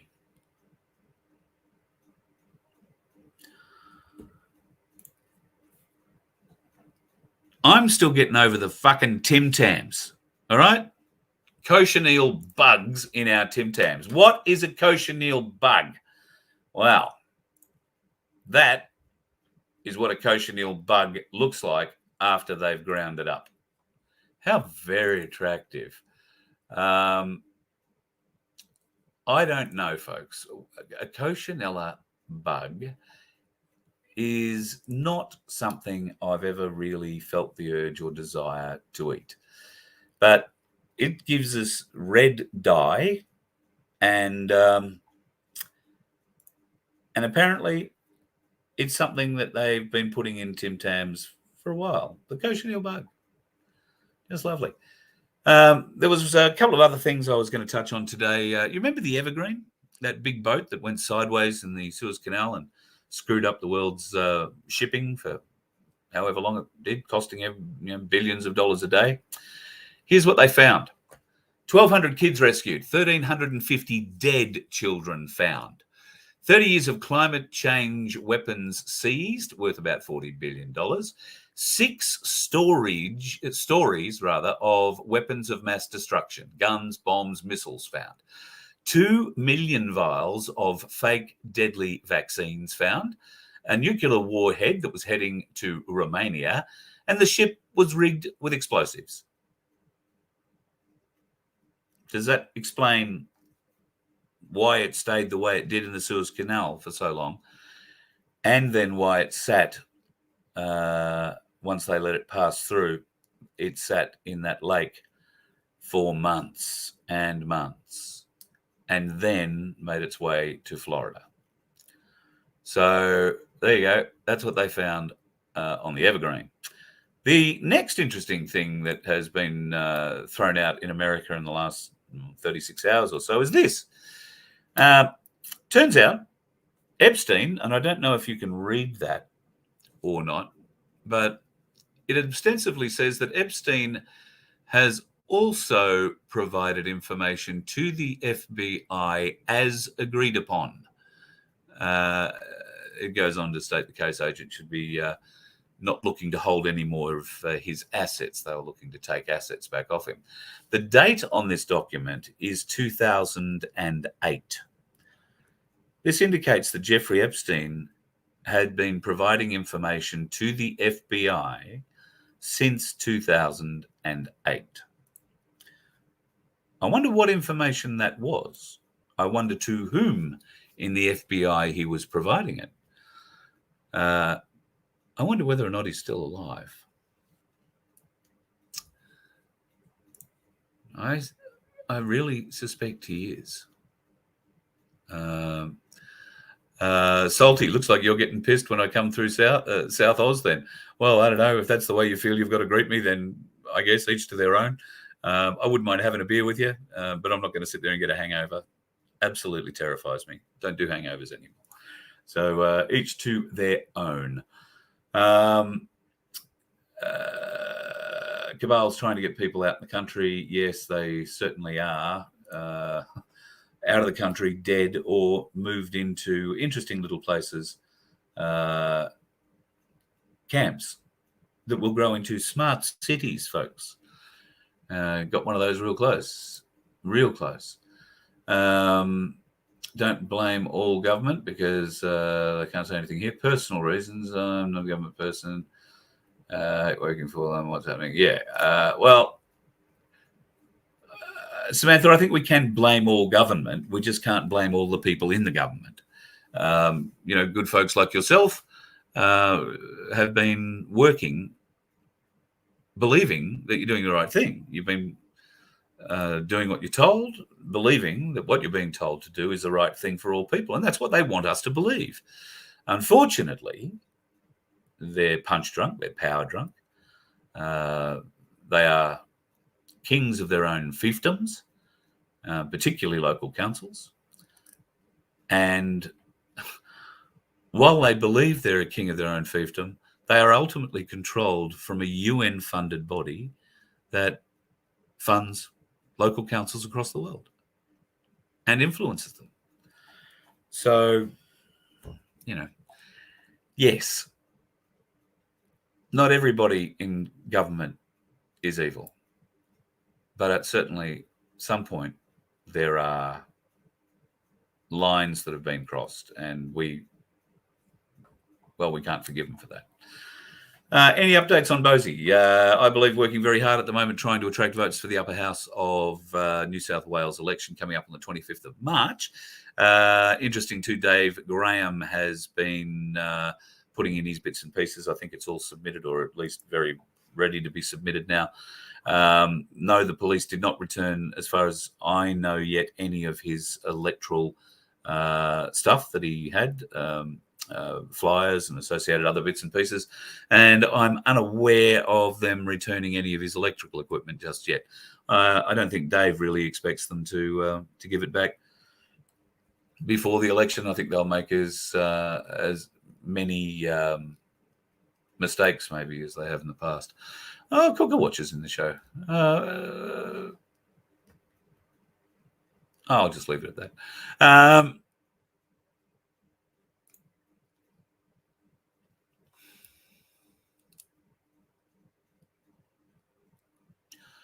Scott, I really want to believe it will, but I know through family experience with DVA, and I know through personal experience with other members or former members of the Defence Forces, how bigger bastards the DVA bureaucrats are. I believe that if we can clean out the bureaucratic assholes running DVA, yes, there will be significant change. The public servants that control DVA, I have no words for the evil that you perpetrate on the most vulnerable in our community. You are the lowest of the low. You guard every penny like it's yours, and you shatter lives with the stroke of a pen. I've seen you do it to many people. I've seen you do it to our seniors, our World War II veterans, our Korean War veterans, our Vietnam War veterans, our Iraq War veterans, and now our Afghanistan War veterans. You've done it to our East Timor veterans. You've done it to the people who went to Malaya. You have done it to every person who has suffered a physical injury due to the work and the style of work you trained them badly to do. You regularly crush new recruits physically and mentally. And your highest official officer school in the country has been involved in numerous bastardization cases that have been partly exposed to the public.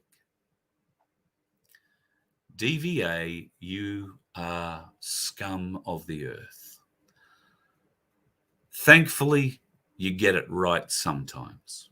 After being pressured, after being fought, after being kicked, after putting more mental anguish on those you are meant to be helping. Can't wait till we're rid of you. And yes, then I think the Royal Commission into Veteran Suicide might make a difference, because the only way, the only answer to that Royal Commission is DVA. DVA bureaucrats. And therefore, the only outcome out of that is that no one, not one of them will get punished, because they're bureaucrats. Stroke of a pen will punish you, but it doesn't go back that way. Well, it's going to. Trust me. It's going to.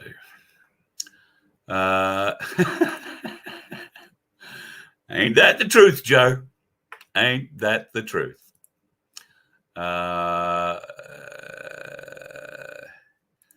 Yes, Samantha, to all of the above. Absolutely, yes. Email me, carl@vofhq.com. I met Rubes down the Gold Coast the other day, last weekend. G'day, Rubes and crew. Lovely, lovely man. John Wilson and I went for a drive down to the Gold Coast and caught up with Rubes and co. And yeah, really nice guy. Had a great afternoon and look forward to doing a little bit more with Rubes in the not too distant future. Melissa's got the right idea. She's staying away from the chicken nuggets and sticking with the good old fruit and veg and meat. Go for the meat too. Absolutely. There you go. There's somebody's opinion. Yep, self-harm folks. They're coming out in foods. Thanks, Crunch. Yeah. Look, I've got to be honest. I take notice of Macca's now when I drive past, not because I'm hungry, but yeah, just to see how many people are still in there. And even on weekends, their business is going down. I'm sure that franchisee owners aren't going to come out and tell us what their figures are. But I mean, if you're a woke McDonald's, oh no, hang on. If you're an awake McDonald's franchisor or franchisee, and you with maintaining your anonymity, if you would like, you might have to tell me who you are, but I won't tell the world who you are or where you are. But I would be very interested to learn whether or not the profits of McDonald's are up, down, or pretty much level pegging. Clearly, you would have had some issues over the COVID period. Not being open was probably a big one.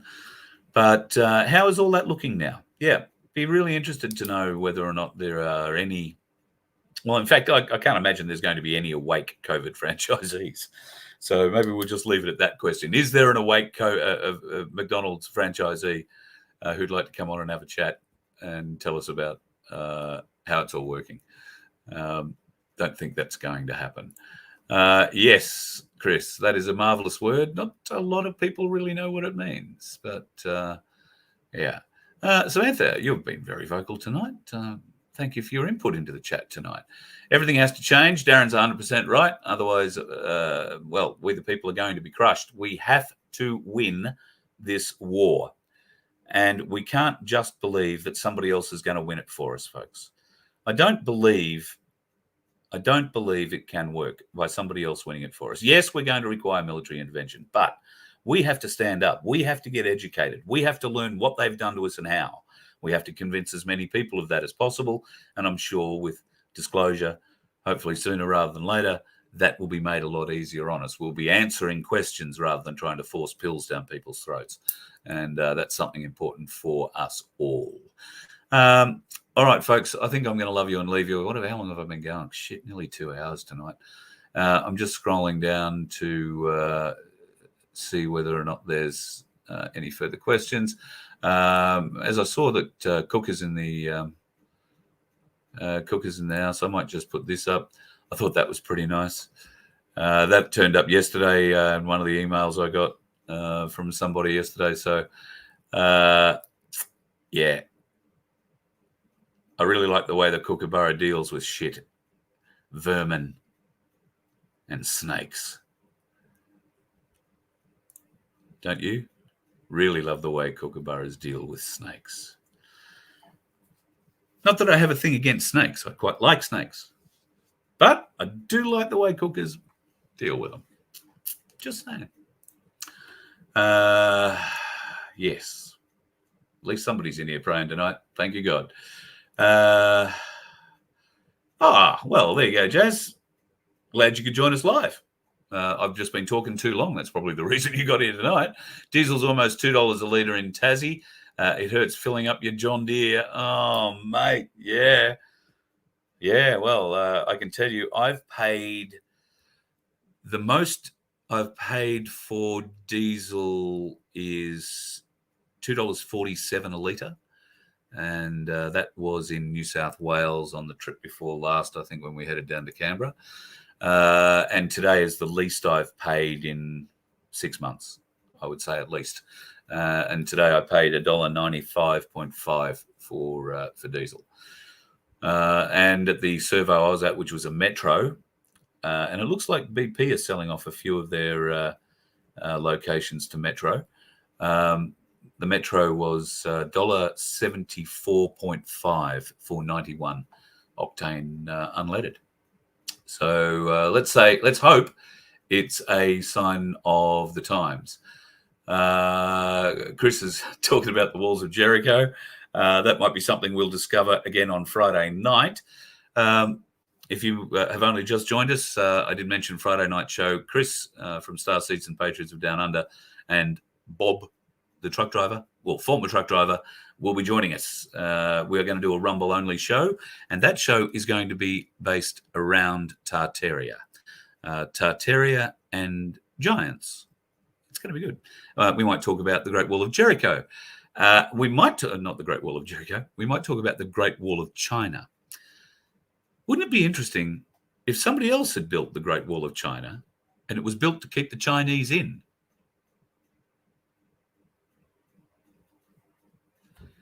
World history, folks. There are many things we haven't been told. Many things.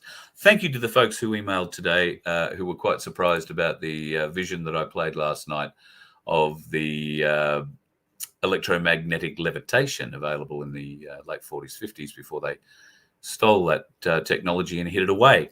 Apparently, it's a little more wide known than I'd thought, because a lot of people have confirmed that, and actually one person in particular feels sure they can find some more vision of that for me. And they may also find some vision of train systems that were employed. And these are quite radical train systems that travelled at very rapid rates in great comfort. And they travelled above the ground. Weird shit, folks. Stuff that has been hidden from us. And where? I'm going to say a lot of it's in the sea, in the oceans, under the oceans, a lot of it. So keep your eye out, folks. There's a lot of that coming our way. Camillo, you are a legend. I am bringing everything to your place, and we shall do this.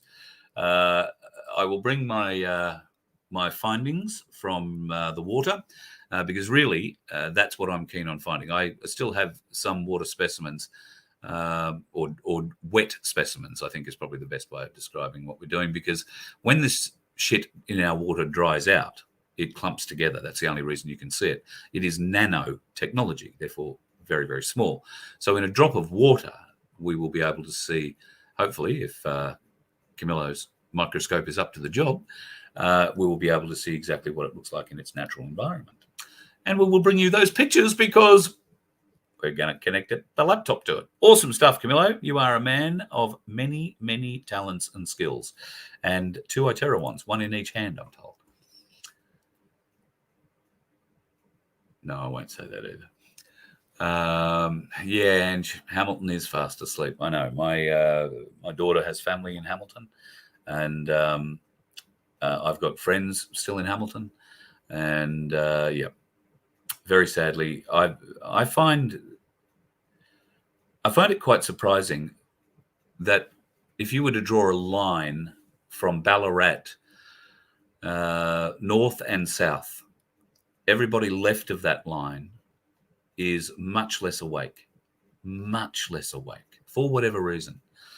I'm talking now places like Warrnambool, Hamilton, Horsham, Edenhope, Warwick Nabil, not big towns, Nil, Dimboola. Hello to everybody in Rapanyup. I don't know that I've got anybody watching in Rapanyup, but I used to live in Rapanyup many years ago as a little boy. Sananad, Donald, Witchyproof, Chinkapuk Manangatang. Why are these people not awake? These are farming people. These are big crop farmers. These are normally really good critical thinkers. Why is it? It just seems to me, just from the reaction I get from around the country, the dead spots to me are parts of Sydney, areas of Sydney, and anywhere west of Ballarat in Victoria. Why is that? I know that there is a lot of interest in South Australia, but same kind of deal. I'm getting messaging from people in South Australia that they're nervous to come out and support, the likes of what we are pushing, our reality, if you like, the truth, because of the threats that their government has levelled against them, both in business and personally. In fact, as you saw Bruce last night in last night's show, I'm not sure if he said in the show or it was during our little chat before we went on air, but he was paid a visit by a couple of police in the dead of night, warning him to stop asking the questions and demanding answers of the South Australian, I think it was the Attorney General.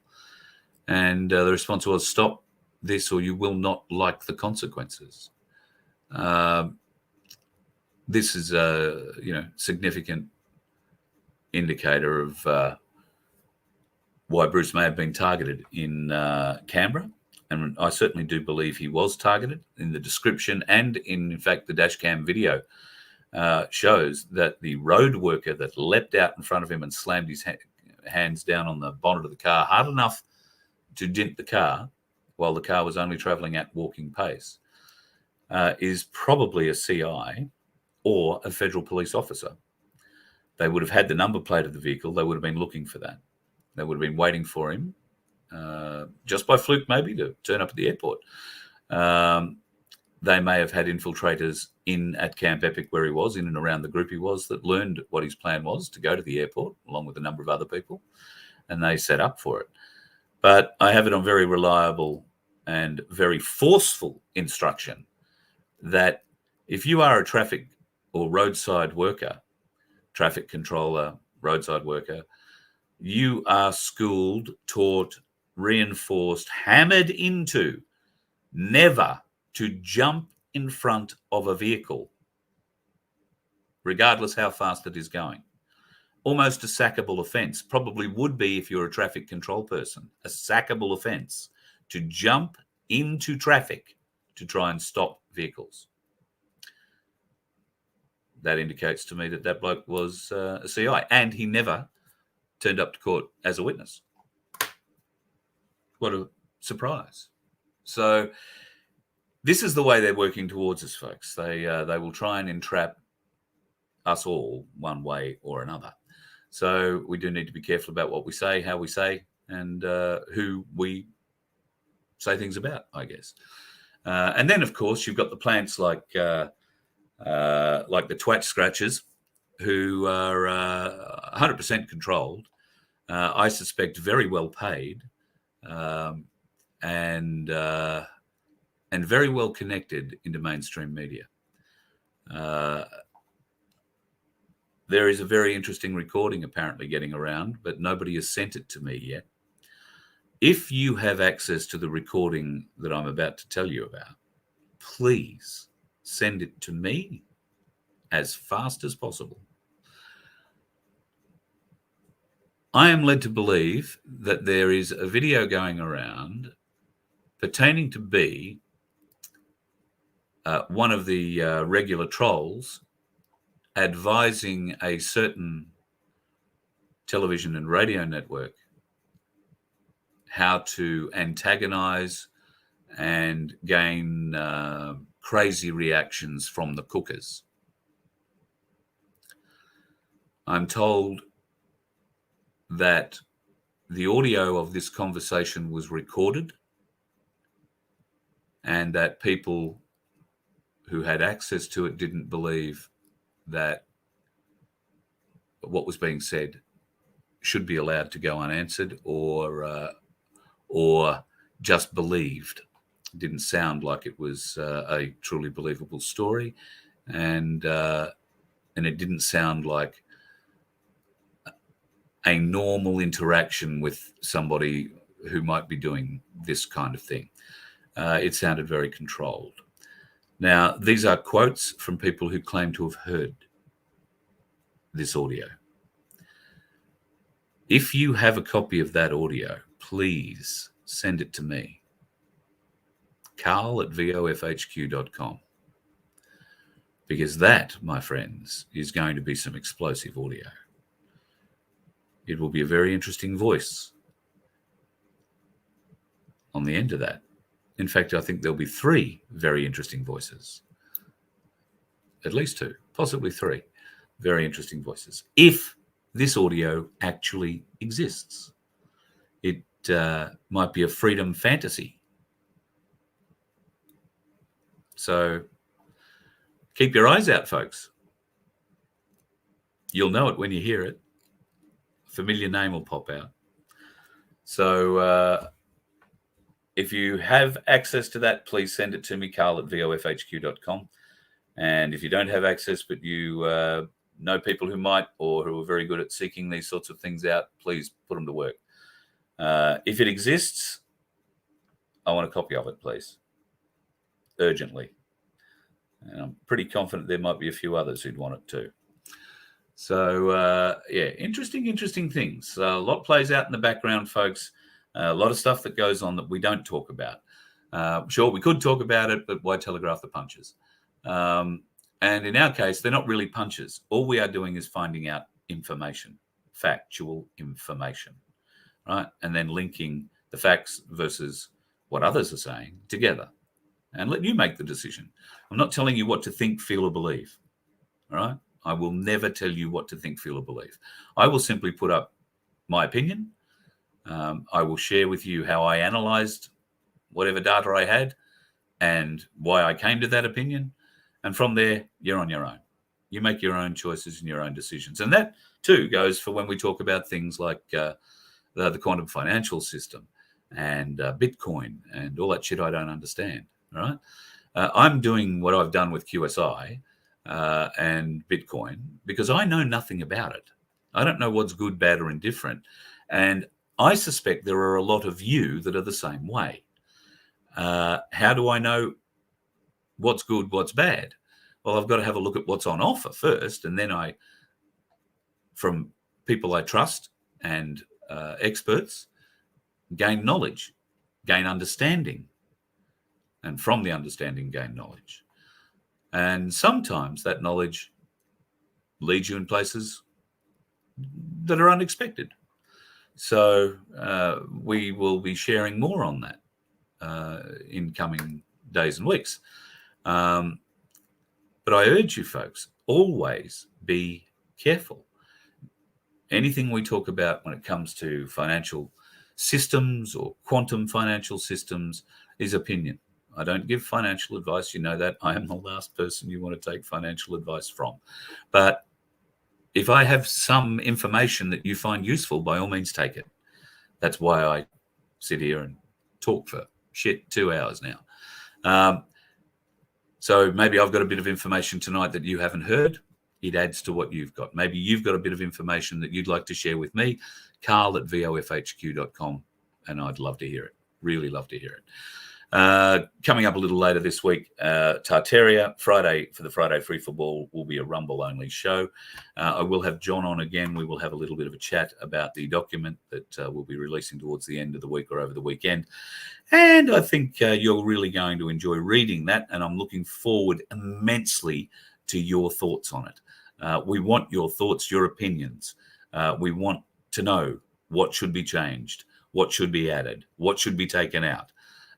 All of that. And it's important that as many people as possible see this document and have input to it. It is ultra important. If you don't agree with anything in the document, that's fine. Tell us why.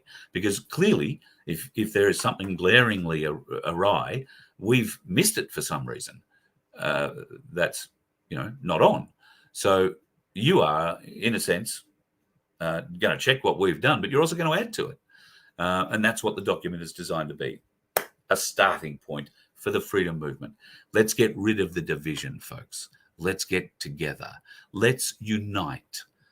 Let's find the ultimate solution for us. Nobody else is going to find it for us. Nobody. Only us.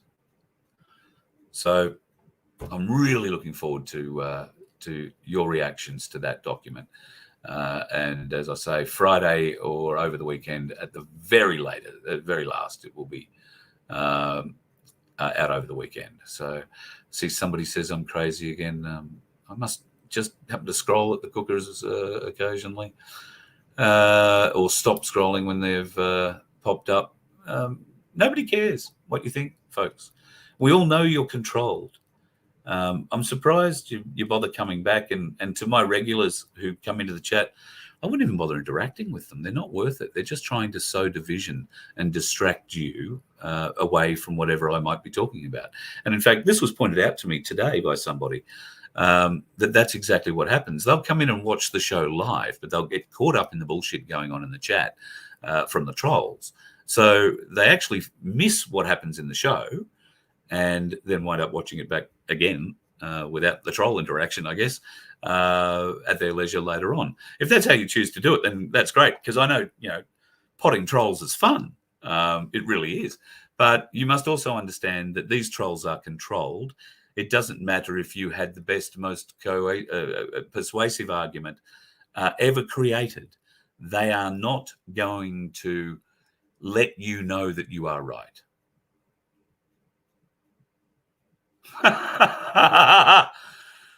Sue. Carl picked spuds from Gatton right down to Thorpedale many years ago. No, I did not. I've never picked spuds in Gatton. The only place I have ever picked spuds is in Koroit in Victoria. The only place. Right at the bottom of Tower Hill, at the base of Tower Hill. So that's the only place I've ever picked spuds. But I've picked a lot of them, a bloody lot of them. I was not a gun picker. I mean, geez, back in those days, I was young, 11, 12, 13, 14, 15, 16, 17. There were blokes who were picking 300 bags of spuds a day back in those days. I was happy if I could pick 30. 300. It's like shearing sheep. Gun shearers, gun pickers, and they were worth every cent you paid them back in the fields. I remember my uncle used to talk about the gun pickers, and you'd always try and get the guns, or at least a couple of guns in your paddock, and the guns knew who the guns were, and they'd go to the guys who paid the best money. So, great days. Gatton is a great place. Black Sheep wants to get out of Tassie and go to Gatton. Gatton is a beautiful little town. There's a lot of beautiful places out there in the Lockyer Valley. A lot of beautiful fruit and veg going out that way, or veg particularly. And Grantham. Yes, well, Grantham, of course, was one of the scenes of horror and devastation during the floods of 2011, and now being rebuilt with just about everything on stilts out there these days, I'd imagine. Yeah, that's also a very good question, MKD. We will have to actually find out the truth of that answer in weeks ahead too, because truth in labelling, you'd have to wonder sometimes, wouldn't you? What else is just seeing if there's anything else in here question-wise for me before I let you go. Although I was going to say some of you have probably given up, but there's still at least, well, it's hard to know exactly how many are watching because I can't check every feed. But thank you to everybody who is tonight. Thank you for sharing your time with me. I know your time is important, so I'm honoured that you would choose to spend a bit of that time with me. Yes, Mick, you're 100% right. The Whiteheads did do the Evergreen. I would believe that 100%. Oh, no! I've just scrolled past a comment. Let me see if I can find it. Yes, the Evergreen did belong to the Clintons. In fact, Evergrande and Evergreen are all part of that. I missed it. I think somebody else had a crunched up thing in our food that we shouldn't be eating. Tip, but I may have just scrolled past, and there are so many in here. Coach Neil lessons to make rainbow cakes in the 50s. You know, I used to love a rainbow cake. And look, I don't so much doubt that it was used for colouring. I just don't like the idea of eating bugs, or the fact that they don't tell us they're putting crushed up bugs in there. Coach Neil is just one kind of bug, and they just happen to be in Tim Tams. What's red in friggin' Tim Tams? What do you need red colouring for in a Tim Tam? So there are other kinds of bugs. Crickets are being crushed up for flour and put into natural flowers. Yeah, they're crushing up all sorts of bugs. Now, look, protein, I guess, comes in any form. People like to get it on a spoon, get it out of a big, tin and eat it that way. I would probably prefer to have my protein on a spoon out of a big tub that didn't have bugs in it, if that's how it came. But I suspect those protein powders are full of crushed up bugs as well. You could probably tell, given my magnificent physique, I don't have a lot of those protein powders around me. But next time I'm wandering around somewhere where I can see those powders, I might just take a photo of the ingredient list. Yeah, thank you, Paul. Yeah, Black Sheep is telling you guys to do something that see, another thing I should be saying. My channels are suppressed, shadow banned beyond belief. So if you could hit the like button, folks, let's see if we can't break the algorithm up a bit and break some of this shadow banning down. Yeah, hit the like button. It's not so much for me, but it does screw up the algorithm. And hopefully it will allow people to get the message a little bit broader, a little bit wider. So, yeah, please like and share. I'm nearly at the end of the list here. US veterans carry a huge guilt and shame. Yes, they do. And look at the way that US veterans are treated. Absolutely abhorrent the way the US government treats their veterans. I think that's going to change as well. It has to change in the future. And I'm hopeful that a base model derived from what Australia does for the veterans once they fight their way into the system, which is in more cases a much harder battle than they ever had to fight when they were at friggin' war, things will change. I think that's the best thing I can say about that going forward. And it's only us, the people, that can change it, folks. Don't expect the bastards in government to do it. They won't. That's why places like my place that lead to local councils, that lead to new local, state and federal representation for the people is so important. And the only way you're going to get to meet those people is to create something like my place and make it work. Get the doers, not the wannabes. Get the doers doing shit in your community, folks. And your my place will go ahead. All right, I've talked for ages, and I think I'm just about at the end of it.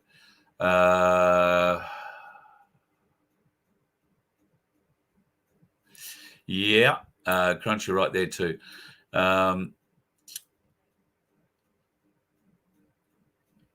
Right now, China are in a position where they could hurt Australia tremendously. If the Chinese Communist Party were in control, I'm right now not completely sure that is the case. Time will tell. The Chinese have hidden things from us for thousands and thousands and thousands and thousands and thousands of years. Hiding who's actually in control of the country would be something very easy for them. All I would say to you is look at Taiwan. Don't want to speak in circles, but can't go talking about too many things. McDonald's annual gross profits 2022 was $13.2 billion, says Peter.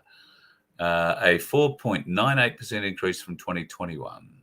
Well, that'll be McDonald's corporate, won't it? That won't be the franchisees. Or maybe it is. I'd be interested to know the breakdown on that, Peter. But the franchisees will know whether or not their drive-thrus and stores are filling up. I notice new playground facilities going into a lot of McDonald's, or have gone into a lot of McDonald's, particularly on the highways. They've already had playground facilities in them. Maybe it's just time for a new one, but it just seems to be interesting that they're building bigger and better ways to attract kids in. Yes, we saw the video of Third Ra doing their training a couple of nights ago, and people protection training. That's what they're calling it, people protection. So let's not get too excited about that just yet. Don't think that they're the ones that are going to come pushing the people back. They might be pushing the people back who want to hurt the people. Did you get that? I know it gets a bit weird. Right, let's wrap this up. Thanks, Aussie Sue. I love you too. Have yourself a bloody great night. And on Sue's farewell, I think I'm going to say good night too, folks. I have kept you longer than I normally would like. So thank you once again for being gracious enough to come and share some time with me.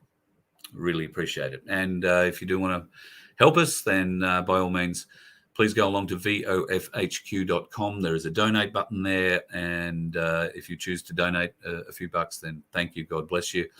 If you choose to become a member, you can do so from as little as $1.25 a week, and up to various other membership stages. We will eventually get around to doing something special for the members, but right now it's important that everybody gets all the information.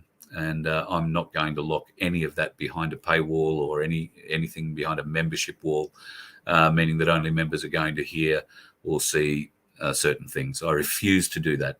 I don't care whether you give me nothing or you give me $1 or $100 or $1,000. It doesn't matter to me. You are all entitled to the information. You all deserve the information. You have a right to that information, and I will not hide that information from you. Be safe on the roads, folks.